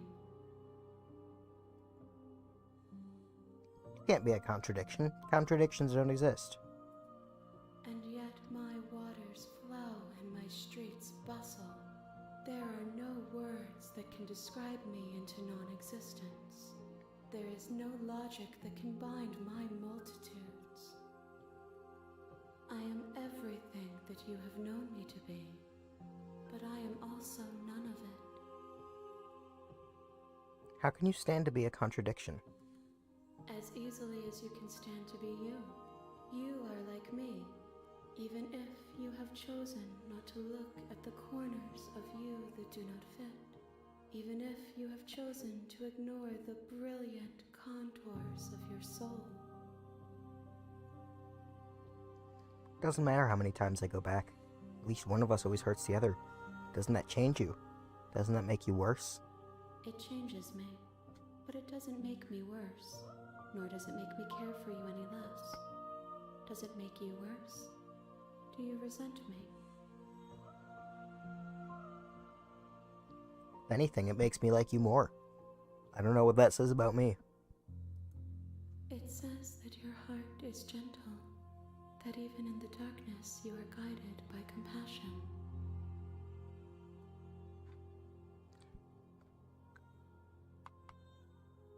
You know what happens to the worlds we leave behind? My perspectives are shadowed.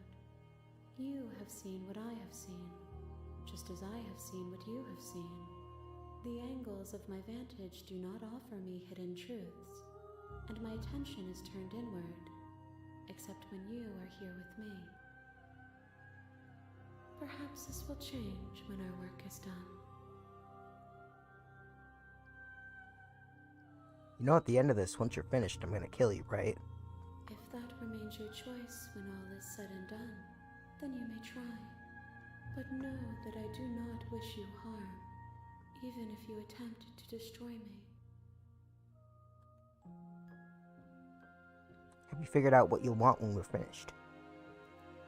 The desires of my multitude thrive in endless competition with themselves, but none of them rise above their dance to influence me.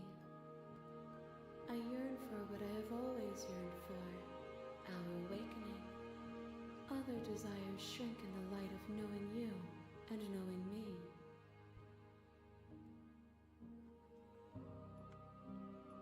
Do you still not care what vessels I bring you next? I care about your gifts, but I have no preferences to burden you with. Even if I did, I would never dare to tarnish our relationship by assuming myself above you. Well, that's good.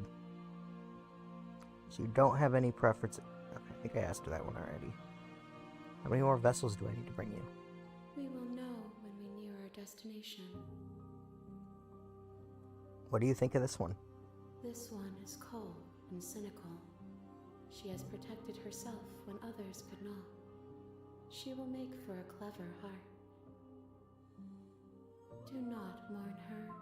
She doesn't need to be protected any longer. Ready to go back? I will be here when it is time for us to meet again. Everything goes dark. And you die.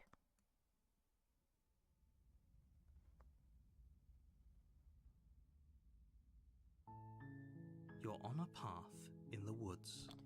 You're here to slay her. Okay, guys, I have to use the bathroom real quick. I'm going to take a break. I will be right back.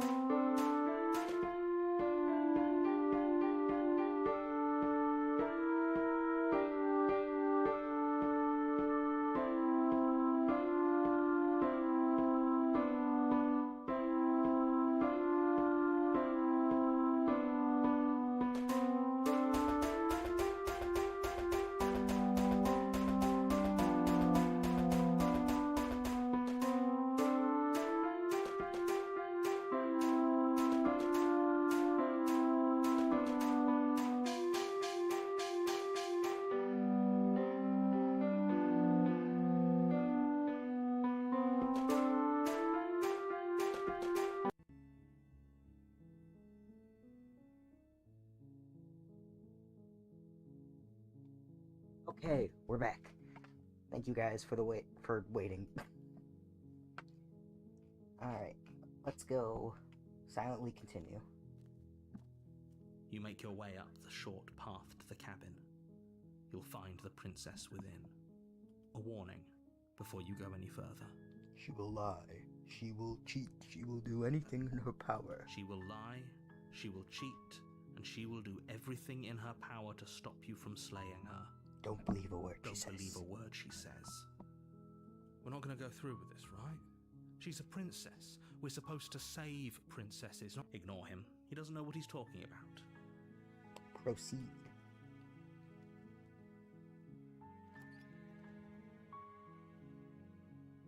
The interior of the cabin is almost entirely bare. The air is stale and musty. The blade is your implement. You'll need it if you want to do this right. Alright. I think this time we're gonna talk to her without the blade. The door to the basement creaks open, revealing a staircase faintly illuminated by an unseen light in the room below. This is an oppressive place. The air feels heavy and damp, a hint of rot filtering from the ancient wood. Her voice softly carries up the stairs. Hello? Is someone there? This is what I mean by she changes based on the player's perspective. So this time, because we didn't come in, like, ready to fight with a knife, she's now more soft-spoken. She's more of a non-threat. As opposed to before, when we grabbed the knife, and she was like, oh ho, a visitor. Hypnotizing. It's the kind of voice you only have to hear once to remember it for the rest of your life. Don't let it fool you. It's all part of the manipulation. You're playing a dangerous game by coming here unarmed.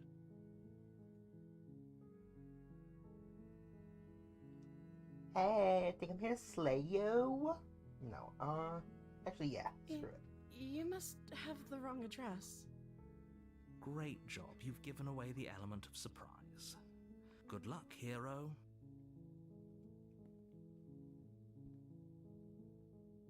You walk down the stairs and lock eyes with the princess. There's a heavy chain around her wrist, binding her to the far wall of the basement. She's beautiful. How could someone like this be a threat to anyone? I am begging you to stay focused. There's a lot riding on you here. Hi. You were joking about coming to kill me, right? Do you think you could get me out of these chains? Well, I think I was joking, given the fact that I didn't get the knife this time. Hang on. Let's talk a bit first. Okay.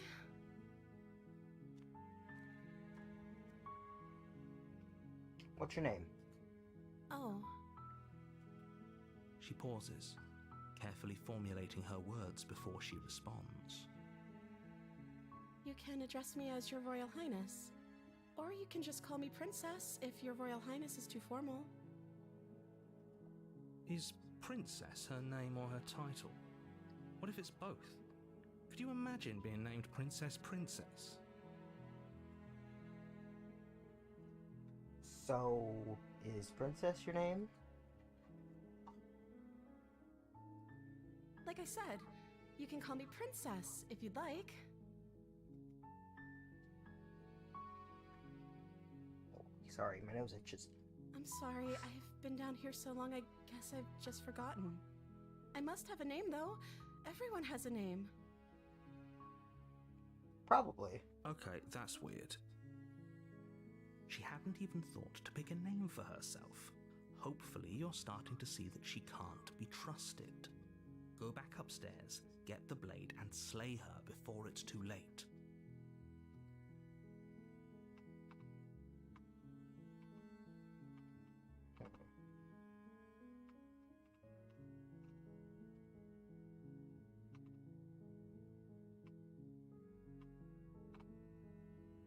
I can't believe they've just been keeping you down here like this. I'm getting you out of here. You're only making this more difficult. Thank you. Thank you. You're making a huge mistake. The only mistake is keeping you in my No. goddamn head. You're doing the right thing. You walk up to the chains binding the princess to the wall and give them a tug. They're large and heavy, far too solid for you to even imagine trying to break them apart. I'm guessing you don't have the key? Yeah. Maybe it's somewhere upstairs. Doubtful. Whoever locked the princess away down here intended for her to never see the light of day. They wouldn't have just left the key to her chains somewhere in the cabin. I mean, you never know. We can check.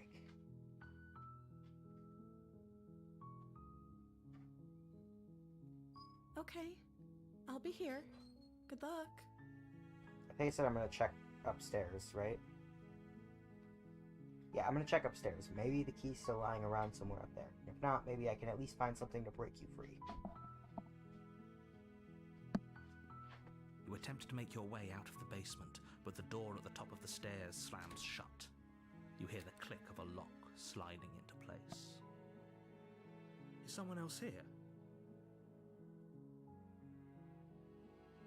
Turn to the bottom. You make your way to the bottom of the stairs. This would have been so much easier if you'd just taken the blade like you were supposed to. Easier for whom? Easier for everyone. Look at the mess you're in. I heard the door slam. They locked you down here too, didn't they? There's a slight panic rising in the princess's voice. If I could just get out of these chains, I know we could force our way out of here together. She barely hesitates Oh, before well, there raising she her goes. arm to her mouth, her teeth tearing through her limb Didn't with the even have time to get determination the of a shirt once, trapped that one. wolf.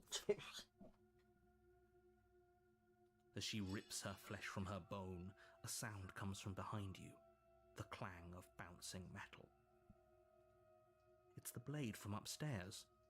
You're not sure how it made its way down here, but if there's a time to strike, it's now. You're Or right. we could use it to free her. You won't like what happens if you do that. Say this. Fine. Against your better judgment, you place the blade against the ragged, self-inflicted wound on the princess's arm, just above the unyielding chain binding her to this place. You cut into her flesh. The blade is sharp, and it takes little effort to crack through the bone of her arm. Her limb falls to the ground, and the heavy chains follow suit. We'll just pick that bad boy up, reattach it. That's She didn't fine, so much as I'm utter sure. a sound through the whole ordeal. No, she didn't. She smiles softly as her gaze meets yours, blood from her wounded arm dripping rhythmically to the ground. How is she still smiling after everything? It's like she isn't even bothered by what just happened. Because she's a boss bitch. Thank you. Alright, she's an Now unbothered let's get out of queen. here. Approach the locked door. No, we won't have any of that. The stakes are too high. You can't just let her escape into the world. No, I can't just let her escape into the world. As the princess approaches the bottom stair, your body steps forward and raises the blade. Wait, this isn't fair. You can't just do that. Watch me. What are you doing? Warn her. Stop that. Something's come over you, hasn't it? You know you don't have to do this, right? Your body lunges forward, the blade held low, but the princess dodges, stumbling back against the wall before the blade has a chance to connect. Stop it. Stop trying to resist me. I'm trying to get you out of here alive. Resist. The blade. Move the blade. As your body remains frozen in stubborn resistance, the princess takes a cautious step forward. We both know this isn't you. She nervously reaches towards you and takes the blade from It's your interesting because we perceive her to be infuriatingly innocent rigid this time. hands. She's What like are way you more doing? unsure of herself with the blade. I'm sorry. I'll try to be quick. She plunges it into your chest, tearing through flesh and sinew. It is agony. But you aren't dead yet. Oh no, I'm so sorry. Stay strong. We can tough it out until it's done. For her sake. For her sake? Don't you start pretending that dying a painful death is some sort of heroic gesture. The two of you have literally doomed everyone. Well, please, the only thing we doomed is the status quo. Whatever. She sinks the blade into your chest again and again and again, and you feel every inch of burning pain that slices its way into your body. Okay, is she stabbing us or are you? Alright. I'm sorry, I'm sorry, I'm sorry. She doesn't know how to use a knife, does she? Apparently not, though it doesn't matter how sloppy her blade work is, does it? A stab wound is still a stab wound, and it won't be long before you bleed out. I'm so sorry. With one last poor thrust girl. of the knife, your legs give out beneath you. You collapse to the floor, your blood pooling around you, your limbs unresponsive. The princess stares down at your ruined chest as tears carve rivulets of pink down her blood-spattered cheeks. It can't just end like this, right? Sorry, I had to adjust the mic real quick there. Oh, that's rich coming from you. As much as I prefer for things to have gone differently, I can't deny the reality of what's happened. The two of you made your choice. It's over. Everything goes dark, and you die. Chapter 2, The Damsel. You're on a path in the woods, and at the end of that path is a cabin, and you're here to slay her. Alright, to the cabin. A warning before you go any further. She will lie. If only you knew what you did to us, you villain. Excuse me? Forget he said anything. But he is a villain. He made our beloved brutally take our life last time. He is trying to keep us apart, but he won't be able to withstand the power of our love. Last time? What are you talking about? I think he just likes to hear the sound of his own voice. Let's try to ignore him. I do, but I also speak from the heart. My passions are too great to be stifled. They must be expressed. Sing them to the heavens, voice of the smitten. Sure, yeah, your passions are strong and all, but not everyone needs to hear them. Some things are better kept quiet. Don't pay their bickering any mind. Focus on the task ahead. Right. Banging a princess.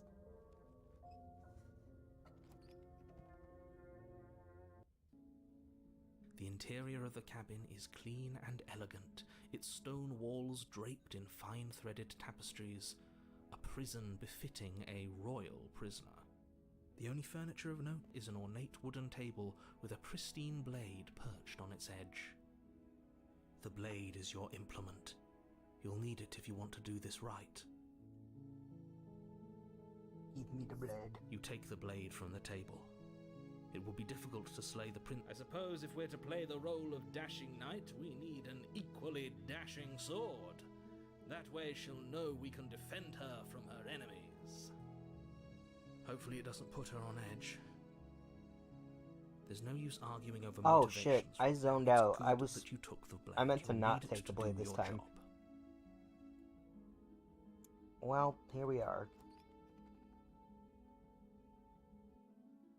The door to the basement creaks I think we can open, still talk to her. revealing an intricate stairwell. Gold-trimmed carpet glimmers in the light of the torches positioned along the walls. The basement almost seems welcoming in the dim firelight. Oh, itchy eye. But it's still a stone basement. If the princess lives here, slaying her is probably doing her a favor. A soft voice carries up the stairs. Hello? Is someone there? Her voice. It's somehow even more beautiful than last time. I think we're in love. Okay, okay, I'm with you that we should be doing whatever we can to save her, but saying we're in love is a bit much, don't you think? We don't even know the princess. We can still do right by her without all this fawning. Yes, for everyone's sake, you're not in love. Just remember that her charms are all part of the manipulation. You walk down the stairs and lock eyes with the princess. There's a heavy chain around her wrist, binding her to the far wall. My love, we're here to rescue you from your unjust and foul imprisonment. You know she can't hear you, right? She may not be able to hear my words, but surely she can hear my spirit. Oh, your spirit's plenty loud, all right. It's you, my dashing hero. I was so worried you wouldn't come back. Did you hear that? She said we're dashing. And she called us a hero. Flattery really goes a long way with the two of you, doesn't it? Waiting for you to come back. You've been here before, haven't you? Whoa, the narrator figures it out? That's right, villain. Crazy You twist. killed us. Well, she killed us. Only because he made us try and kill her. It was self-defense. Our beloved's hands remain unstained by cruelty. And you've died before. So an entire world has been damned to oblivion. I'd really hoped I'd be the first, but what's done is done. What matters is you have a chance to do it right this time.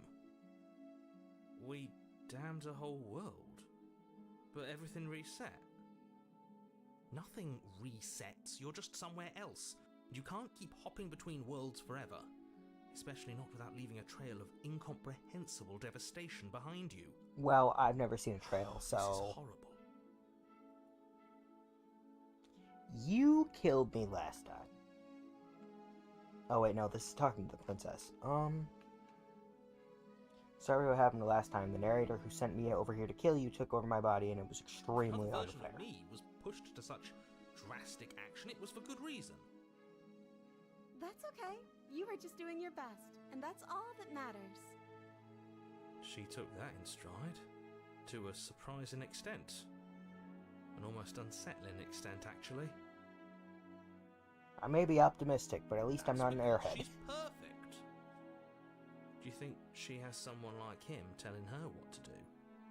She doesn't. There's no one else like me. Actually, I am kind of an airhead. Fuck. I think he's right, because I like it better if she doesn't have some horrid little voice like him, always trying to drive her to violence.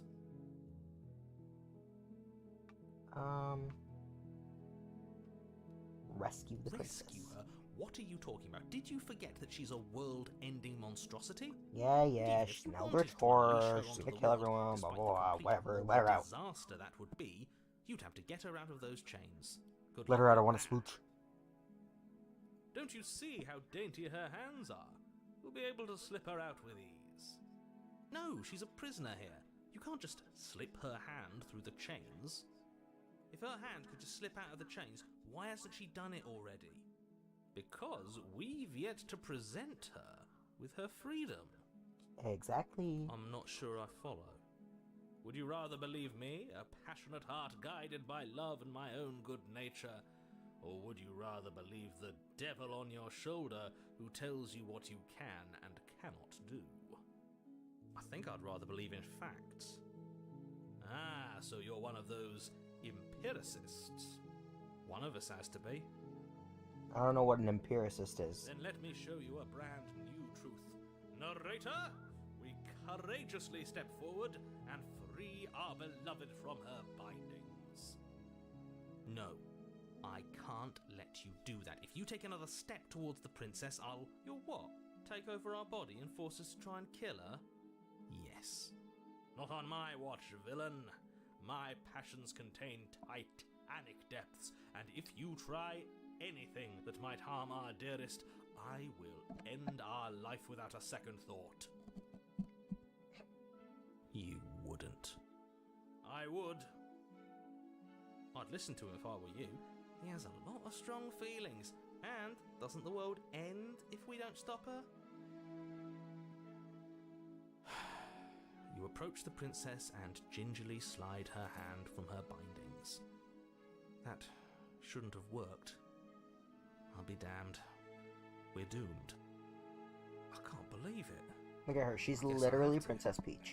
I told you, there's no life more worth living than that of a true believer. I'm free, and you're not trying to kill me this time. Thank you. Thank you so much. The princess jumps up and smothers you in a joyful embrace. Ugh. Are you sure you want to do this? Just one slip of the wrist and your pristine blade is buried in her back, and everyone out there is saved. Is that a threat? You know what we'll do if you try it. You're going to regret this. What do we do now? We leave. And then we have our whole lives to figure out what we want to do next. That sounds perfect. As the princess takes your hand in hers, you let your blade tumble uselessly to the floor, and with it tumbles the last hope for the entire world. We have each other. We don't need the world for our happy ending. I like to think that you do, actually. I like to think we can make our own world, so fuck you. Look, I have my doubts, but the choice has been made and this is happening. You don't have to mope about it. I will mope about it, because moping is the only recourse you love-blind fools have left me with. You and the princess walk up the stairs, hand in hand. Ugh, look at the way she's smiling at you. She doesn't have to be so happy about this. She's escaping a prison. Of course she's happy. And what happens after we walk up the stairs? And she's holding the hand of a sexy Birdman. Let's see. Oh, isn't that interesting? The door slams in your face and the lock clicks. That's a familiar move. Did I do that last time? Then you should know that you won't be able to leave. Oh no! Did someone lock us in here? That's not fair! We're supposed to leave now. She's right. It isn't fair. But the unfairnesses of the world are no match for the strength of true love. It's funny. The only reason that you're able to open the door here is because your character, like at his very core, believes that the door should open. And that's why it opens. But in the other times when he locks the door, your character's just like, oh, well, the door is locked. There's nothing I can do. It's interesting. Of course you wouldn't understand. Our passions run deeper than anything you have ever known. Are you listening to this? You don't have to go along with the every whim of that delusional voice. Yeah, but he's fun, okay? And he makes me feel happy and hopeful. Unlike you. I'm just along for the ride at this point. I think we can open it if we try together. Okay, yeah, let's do it. Like a pair of teenagers in love, you and the princess place your hands on the door together. Blech. Yeah, whatever, lover boy. Just narrate. You narrate me banging the princess and do your damn And the lock clicks and the door creaks open. Are you kidding me? I told you our love was insurmountable. You and the princess make your way upstairs. Her freedom and the world's ruin are just a few moments away. If you don't mind, I'm going to fix myself a drink before you ruin everything. If I'm about to see the end of the world, I'd rather not see it sober. Mood. You know, if her walking out that door is really going to end the world, can't we all just stay here? Seems like an easy win for everyone. No. That's not how this works. Yes, what he said. That's not how this works. Obviously, we have to leave with her. It's our happy ending. Duh.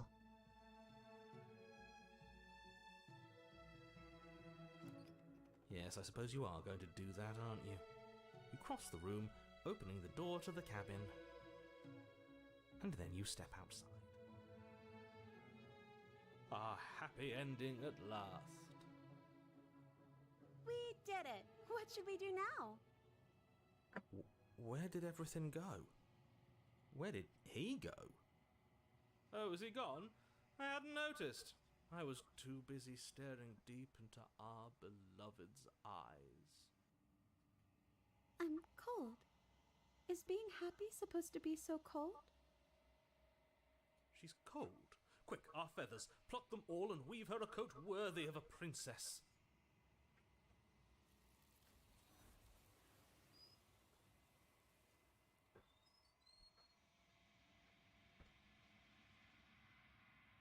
But you don't get the chance to make that jacket, nor will you ever. It's time for you to leave. Memory returns. She's gone. Where did she go? Should we try and find her? And is that a mirror? Why is it here? Why now? Of course you're scared. This is the end. For you. But it's not the end for me. What is that supposed to mean? Whatever awful thing I felt before, it feels so much worse now. Do it, then. End us all before I die of a broken heart. Approach the mirror. You approach the mirror. Gaze into your reflection. Silence as you reach forward. They're gone once again. The mirror always makes them leave, but you need to see what's in it. You've unraveled. You find yourself in the long quiet once again. Proceed to the cabin.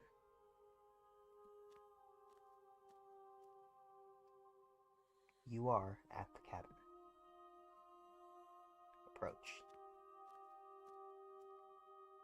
There's a world beyond the endless walls of the long quiet. We're supposed to be there. Do you know what we'll find out there? Is that a rhetorical question? Do you know? You want to tell me? Rhetorical. I am not rhetorical. I have only known these spaces, and I have known flickers of the lives you've brought me, short and violent and full of passion. But all of those flickers end where the long quiet begins. I'm asking you because I cannot know your mind. Do you know what we'll find out there? There's trees, and stars, and there are people, I think. At least there's supposed to be people. There is a warmth and sadness in me at the thought of people.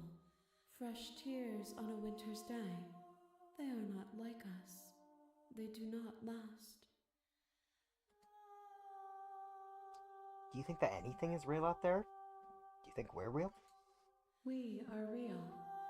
Nothing is an idea that dwells in the absence of something. But nothing cannot exist on its own. And because of that, nothing can't exist. What's going to happen when you awaken? If I did, I would already be awake.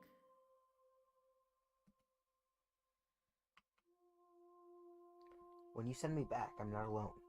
There are voices that speak to me. Some of them are me, but one of them is something else. I call him the narrator. He wants me to kill you. Do you have a narrator? Have the vessels had one? No, their thoughts are quiet. Do you think your narrator lives in the spaces beyond? I think the narrator is the main character, if I'm not wrong. He does. I don't know what I'm going to do when I find him. He does, but you're gonna... no. He does. I don't know why, but I know this for a fact. I am on the cusp of my awakening. Perhaps you are on the cusp of yours. How many more vessels do I need to bring you? One. Whatever you bring me next will be enough, and then gravity will pull the others back to me. I will be singular. A final multitude. Makes sense. If this is the last time, is there anything you would like me to bring you? These gifts are a conversation, and each one shows me the contours of your heart. The only thing I want to see is what you choose for me when the thread is fully drawn.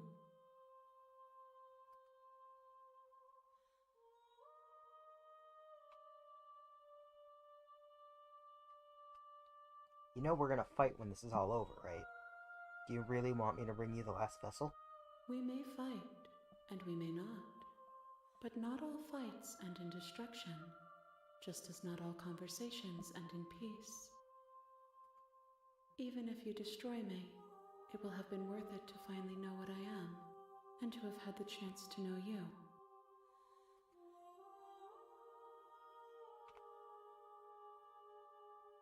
Do you have thoughts on this vessel?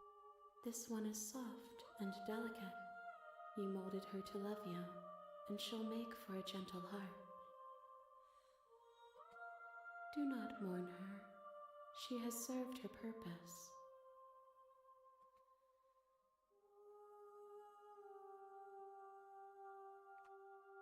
I'm ready to go back.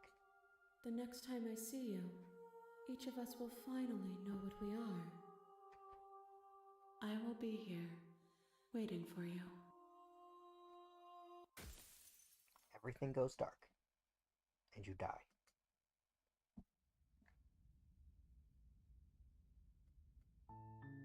You're on a path in the woods, and at the end of that path is a cabin. And in the basement of that cabin is a princess. You're here to slay her. If you don't, it will be the end of the world. Alright, we're gonna try... You make your way up the short path to the cabin. You'll find the princess within. A warning. She will... We're not going to ignore... Alright.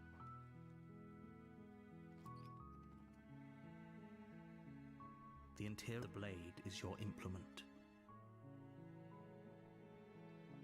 What are we gonna do for our last one here?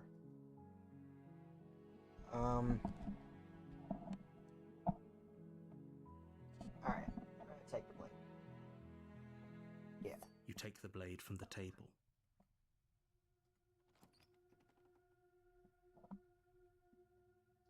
The door to the basement, her voice. Who's there? She sounds... Don't let it fool you. It's all part of the manipulation. Just checking in. It's been so long since anyone's come down here. I was starting to think they'd forgotten about me. You walk down the stairs and lock eyes with the princess. She's so coldly beautiful. Is she really a threat to the world? Focus on the task at hand. And there you are. Are you here to kill me or something? Nuh-uh. Then drop the knife. We should. Nuh-uh. Don't you dare. It's fine. We can decide what we want to do. The blade tumbles out of your trembling hands. Thank you. Maybe now we can just... talk. Against your better judgment, we'll be fine. I don't know what you're hoping to accomplish here. So here we are. What an awkward start to a relationship.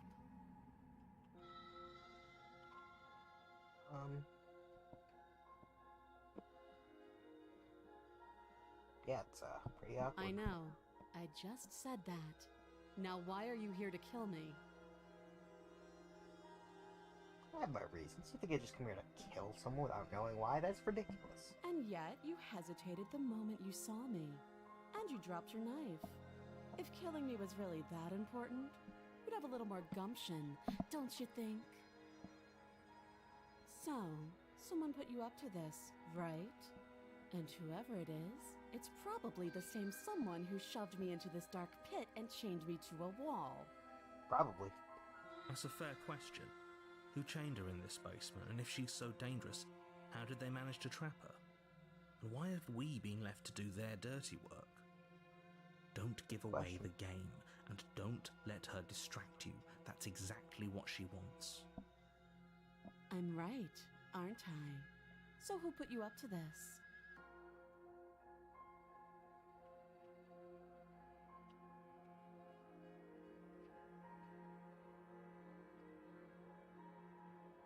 You're here because you're supposed to end the world.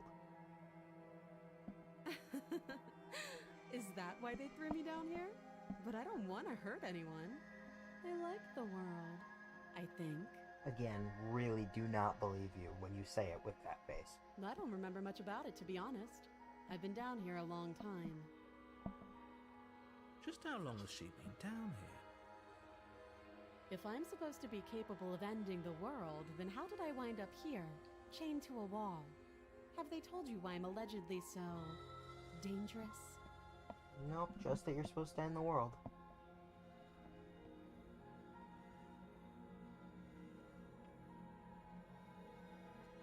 Ending the world seems like an awful lot for just one person to do. I wouldn't even know where to start. I believe her. She doesn't have to know how to destroy the world to be capable of doing it. At the end of the day, whatever the two of us have going on down here is about trust.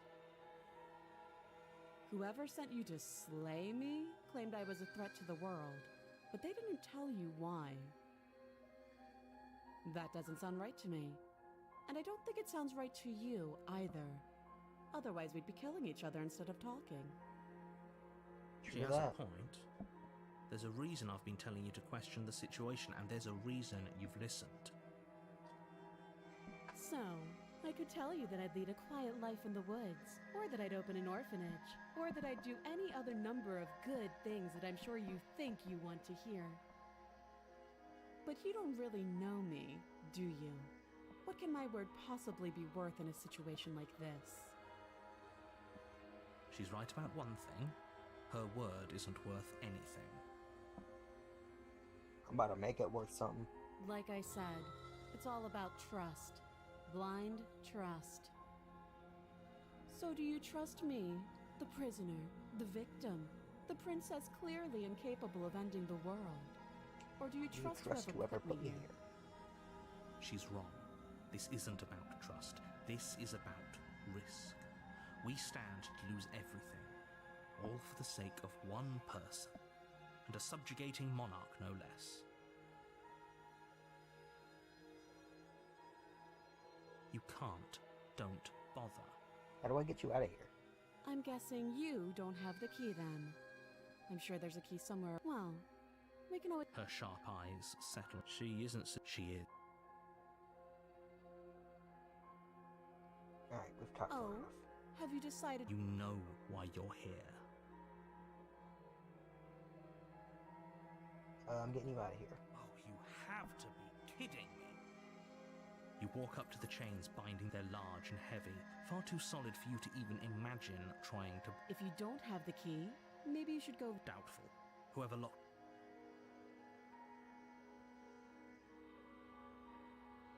That would be fine. I can... She speaks with all... If we were stuck down here for long enough, I'm sure we'd be... You attempt... Is someone... Lock the door shut. You make your way back to the bottom of the stairs. This would have been so much easier if you'd simply slain her like you were supposed to. Easier for whom? Easier for everyone. I heard the door slam. The knife. Pick it up and... You won't like what... Save the princess. Against your better judgment, you place the blade against the You cut into her flesh. The blade is sharp, and you make quick work of it. Before long, you're able... She didn't so much as utter a sound. Free from her bindings, the princess turns to face you, her fierce gaze meeting your eye. How is she so composed after losing an arm? Thank you. Now let's get out of here. Approach the door. No, we won't have any of that. The stakes are too high. You can't just let her as the princess approaches the bottom stair. Wait, this isn't for watch Right, me. no, erase the blade. No. Okay, so I can warn her again. I'm not sure... This must be leading to a different ending. Because it wouldn't let me Stop do this that. otherwise. I thought this was a little too easy. Your body... Stop. Oh, I can't resist this time.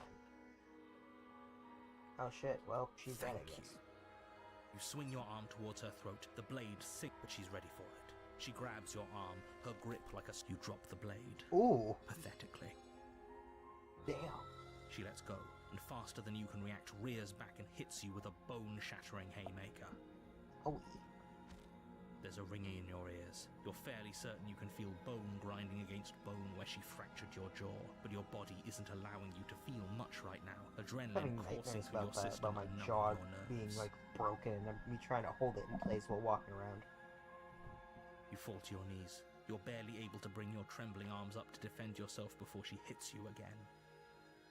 Every blow is as punishing as the first. You feel bones shatter with every impact, unknown ruptures blossoming with blood somewhere inside of you. Good God, she's ruthless. Dang.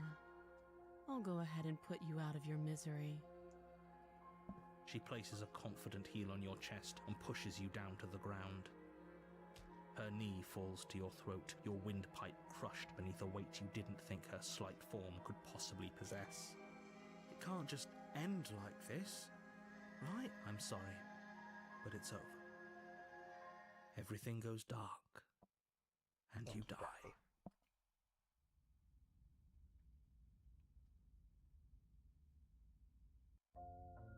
You're on a path in the wood. You're here to slay her.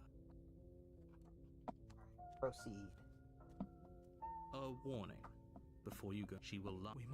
Can we tone down the pessimism just a smidge? I'm not being a pessimist. I'm just being realistic. You're being annoying.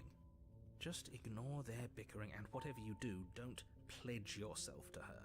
I cannot stress enough how absolutely catastrophic that would be for everyone, yourself included.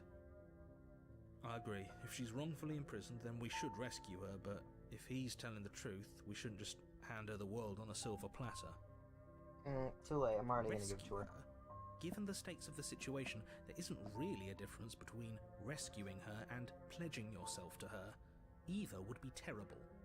So please, try to ignore both of those knuckleheads and focus on saving the world. Let's not make this harder than it has to be.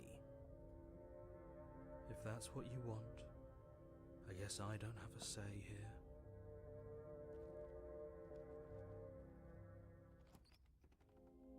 The interior of the cabin is larger and more grandiose than its humble exterior would suggest. The only furniture of note is a massive marble altar with a pristine blade perched on its edge. The blade is your implement. You'll need it if you want. Why do we feel so small? We don't feel small. We are small. You take the blade from the altar. It would be difficult to slay the princess and save the world without a weapon. To the basement.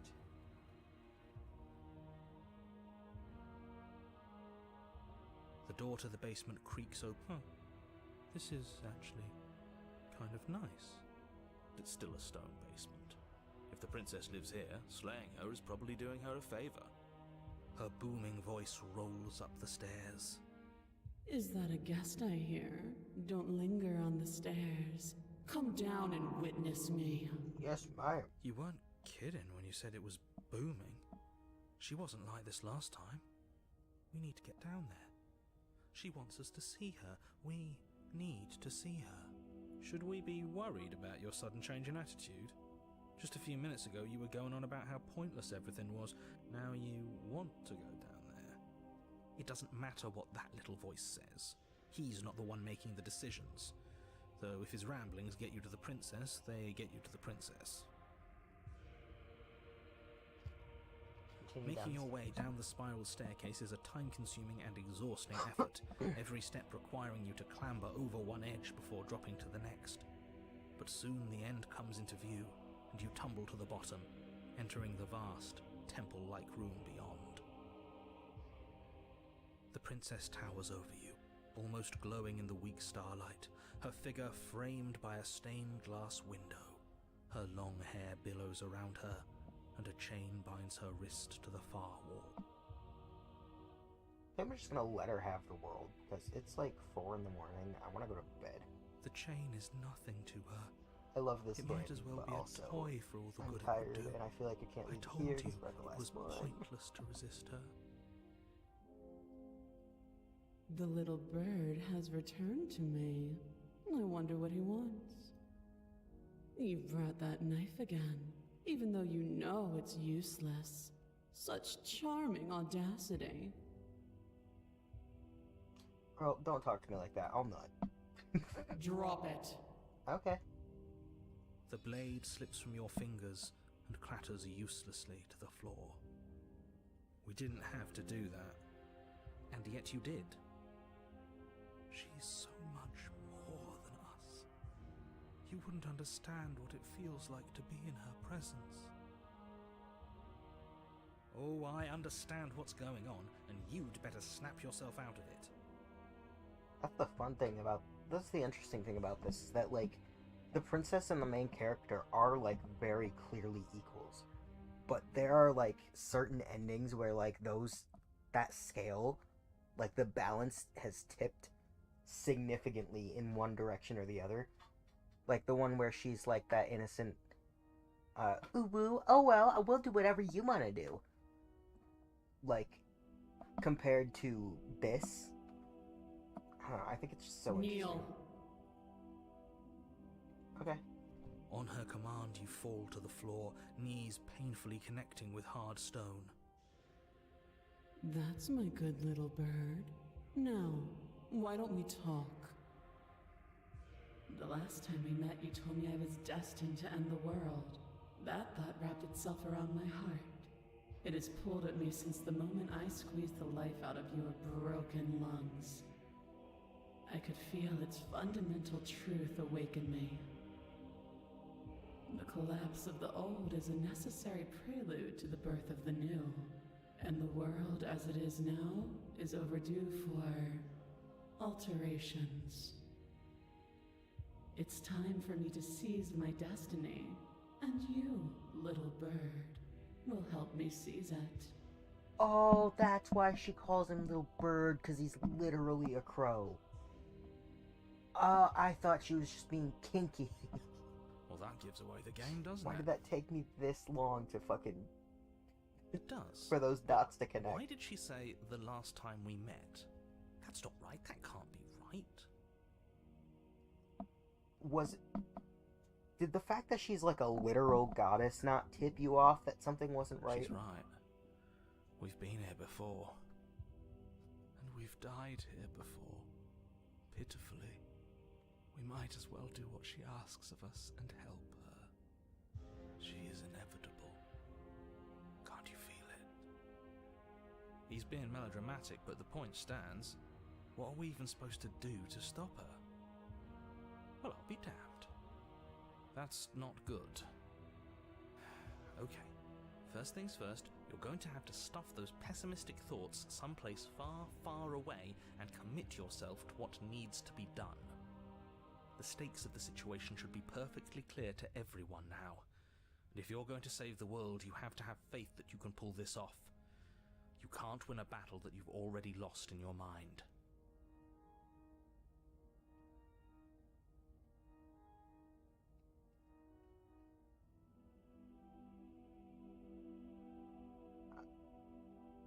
Yours to command. Your will was so easily broken. Am I that magnificent?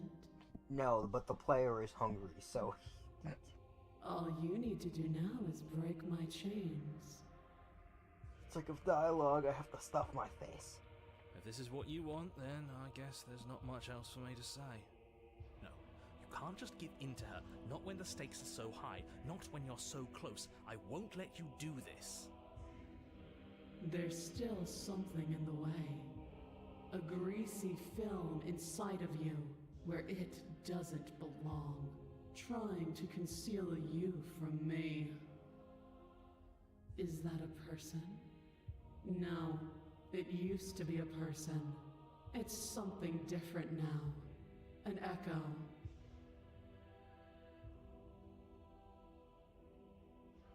Is it like an echo of Cain? Because the narrator's whole thing is that he wants to try and stop the cycle of life and death so that things don't die anymore. Because he is afraid of change. So that's why my theory is that the narrator is, if not a piece of the main character, he just straight up is the main character. Or maybe, like,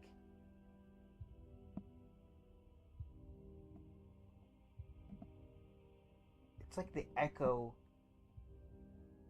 of, like, existentialism, in a That's way. impossible. She's not supposed to be able to interact with me. You're a small one, aren't you? A shriveling little worm stretched beyond its limits, trying to control things that it can't understand. No. What are you talking about? I'm just... I don't care what you are. You're mine.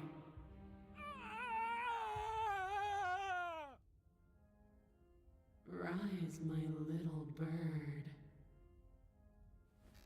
Without hesitation, you're brought to your feet. Break my chains. And how are we supposed to do that? All we have is a blade. All you need to do is believe it's been done. See what I mean about the, it's all about the character's perspective? If he believes he can do it, he can do it. That's why sometimes he's able to open the door when it's locked, and other times he's not.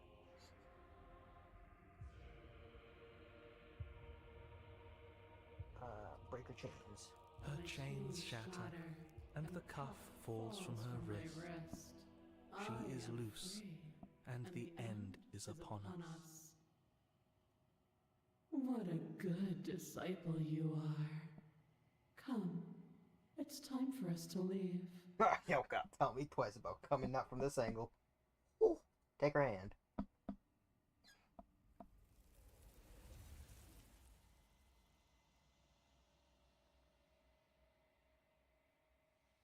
But you do not take her hand. Nor will you ever. It's time to leave. Memory returns. She's gone. Where did she go? Should we try and find her? And is that a mirror? It's gonna be okay. Been here before. But it feels so bad. Like looking into it right now is going to be the end of everything. I don't want to look at us. See you on the other side. It'll be okay. Okay. If you say so. We'll trust you. A mercy. Approach. You approach the mirror. Gaze into your reflection. Silence as you reach forward. They're gone once again. The mirror always makes them leave, but you need to see what's in it. You are nothing at all. But that isn't right. You can't be nothing. You refocus your gaze, and then you see it. A figure. Faint and veiled in shadow. Just beyond the reflection. Sorry. Are you me? I think you know what I am. A crack slides down the center of the mirror, splitting the image in the glass into two. And then another crack forms, and another, turning it into jagged shards of broken glass. So you're the narrator. I was wondering if I'd ever get to see you. The narrator, yes. I suppose that's my job, isn't it? You needed help after all, an objective voice to guide your blade. But you were never supposed to see me. I wonder how many worlds you've damned to extinction to fall this far. It's only like 4 or 5, maybe 6.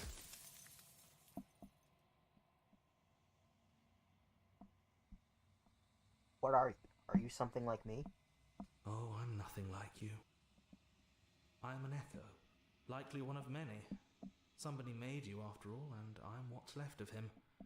Not that I'm the only one who can make that claim. I'm sure you've met many others like me.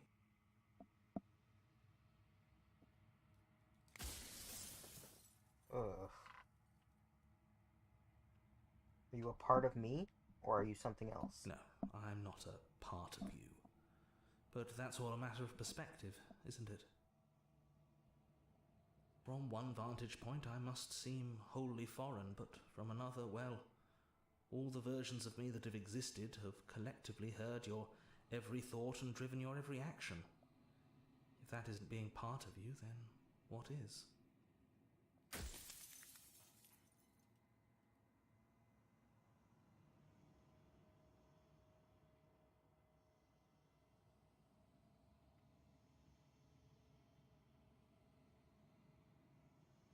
If you made me, then what am I? You're the long quiet, the god I made to rid the world of death.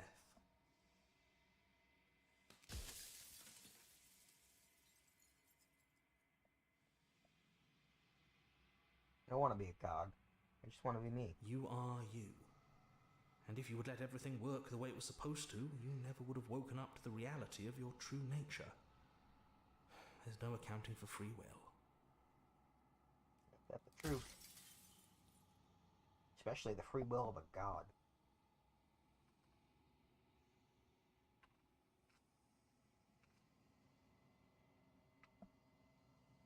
What is the princess? Did you make her too? She is the shifting mound, the ebb and flow, the capacity to change. She is transformation, or most of it. Her nature is why I had to die, for she becomes that which others perceive her to be. But an echo can't perceive things, not in the way that people can. So I tucked a part of myself into the folds of this construct to guide you. This isn't the end just yet. You can still destroy her and save everyone. You were made to do this single task, and you will still have a chance to fulfill your purpose once I'm gone.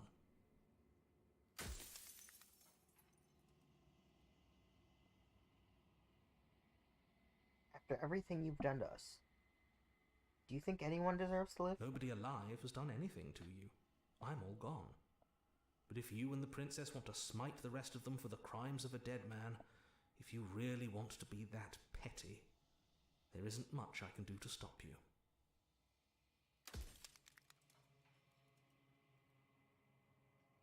If you made us, then I want you to know that this has been torture. The inevitability of death is torture. I would gladly put two infinite beings through what you've been through to spare infinite lives from oblivion. But death isn't oblivion. Like, it clearly continues after.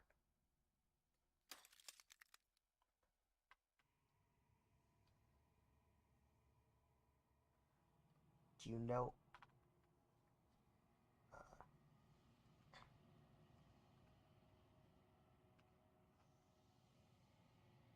Why couldn't you told me all this from the start? I would have helped you destroy her. No, I wouldn't have.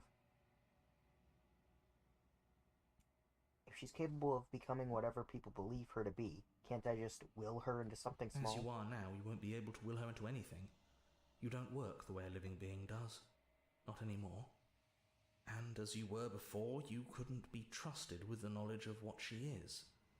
No one could be trusted with that knowledge. Intrusive thoughts have a way of creeping in and ruining everything. It's why I had to die.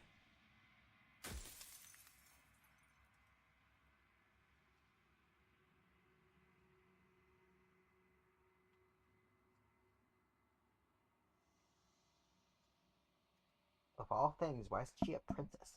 Couldn't she be an ant or a slice of soggy bread? Are you asking me to spend my final moments psychoanalyzing you? She wound up a princess because you wanted her to be a princess. As to why, maybe she needed to be beautiful, important, above you, but on a level you could still approach.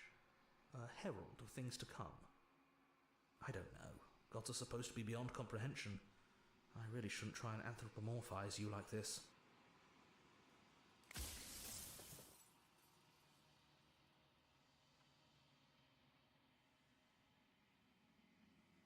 Bye, rest easy, I'm gonna destroy her. Are you lying? I can't tell. But I've said my piece, and my time's up. It's like I said, I'm just an echo, and echoes always fade away. You know what you have to do.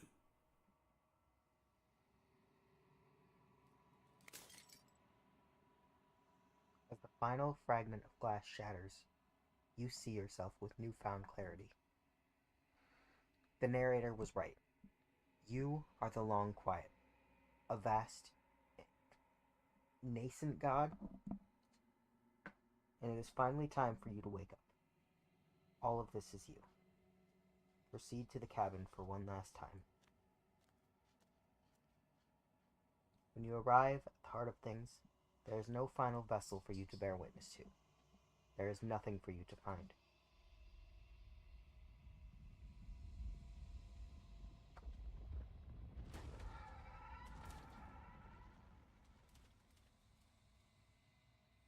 I can finally see you, and you can finally see me. It's been so long, and my heart has ached for this moment. I've missed you dearly.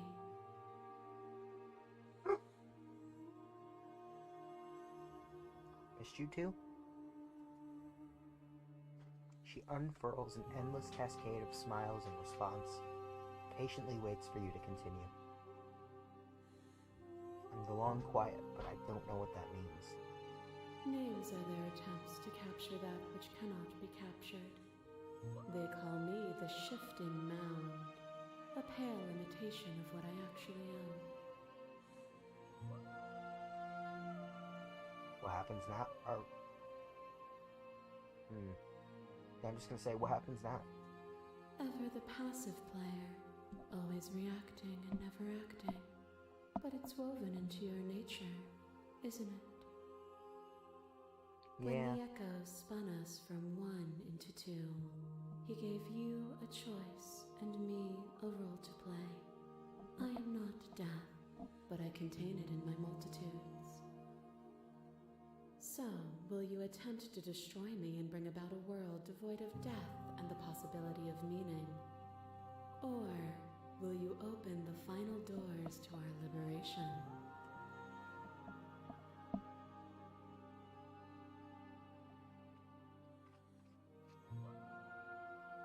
I think it's time for us to leave this place, but I don't know how to leave or where to go. Nothing brings me greater joy than to hear those words. The final piece lies with you. Free yourself.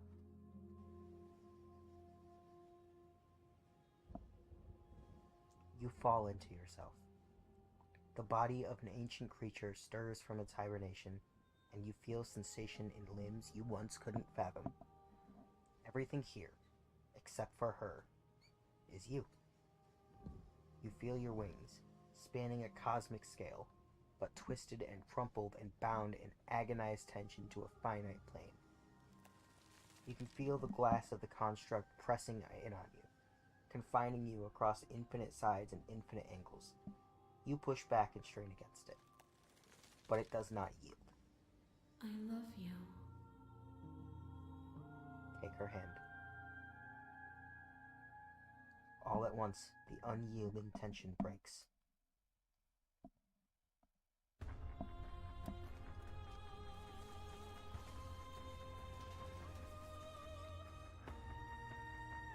You are free, and she's with you.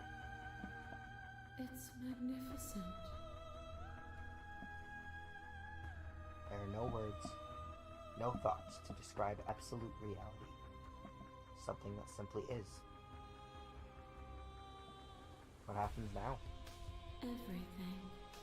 Just like it always has been. And just like it always will be. Step into the infinite.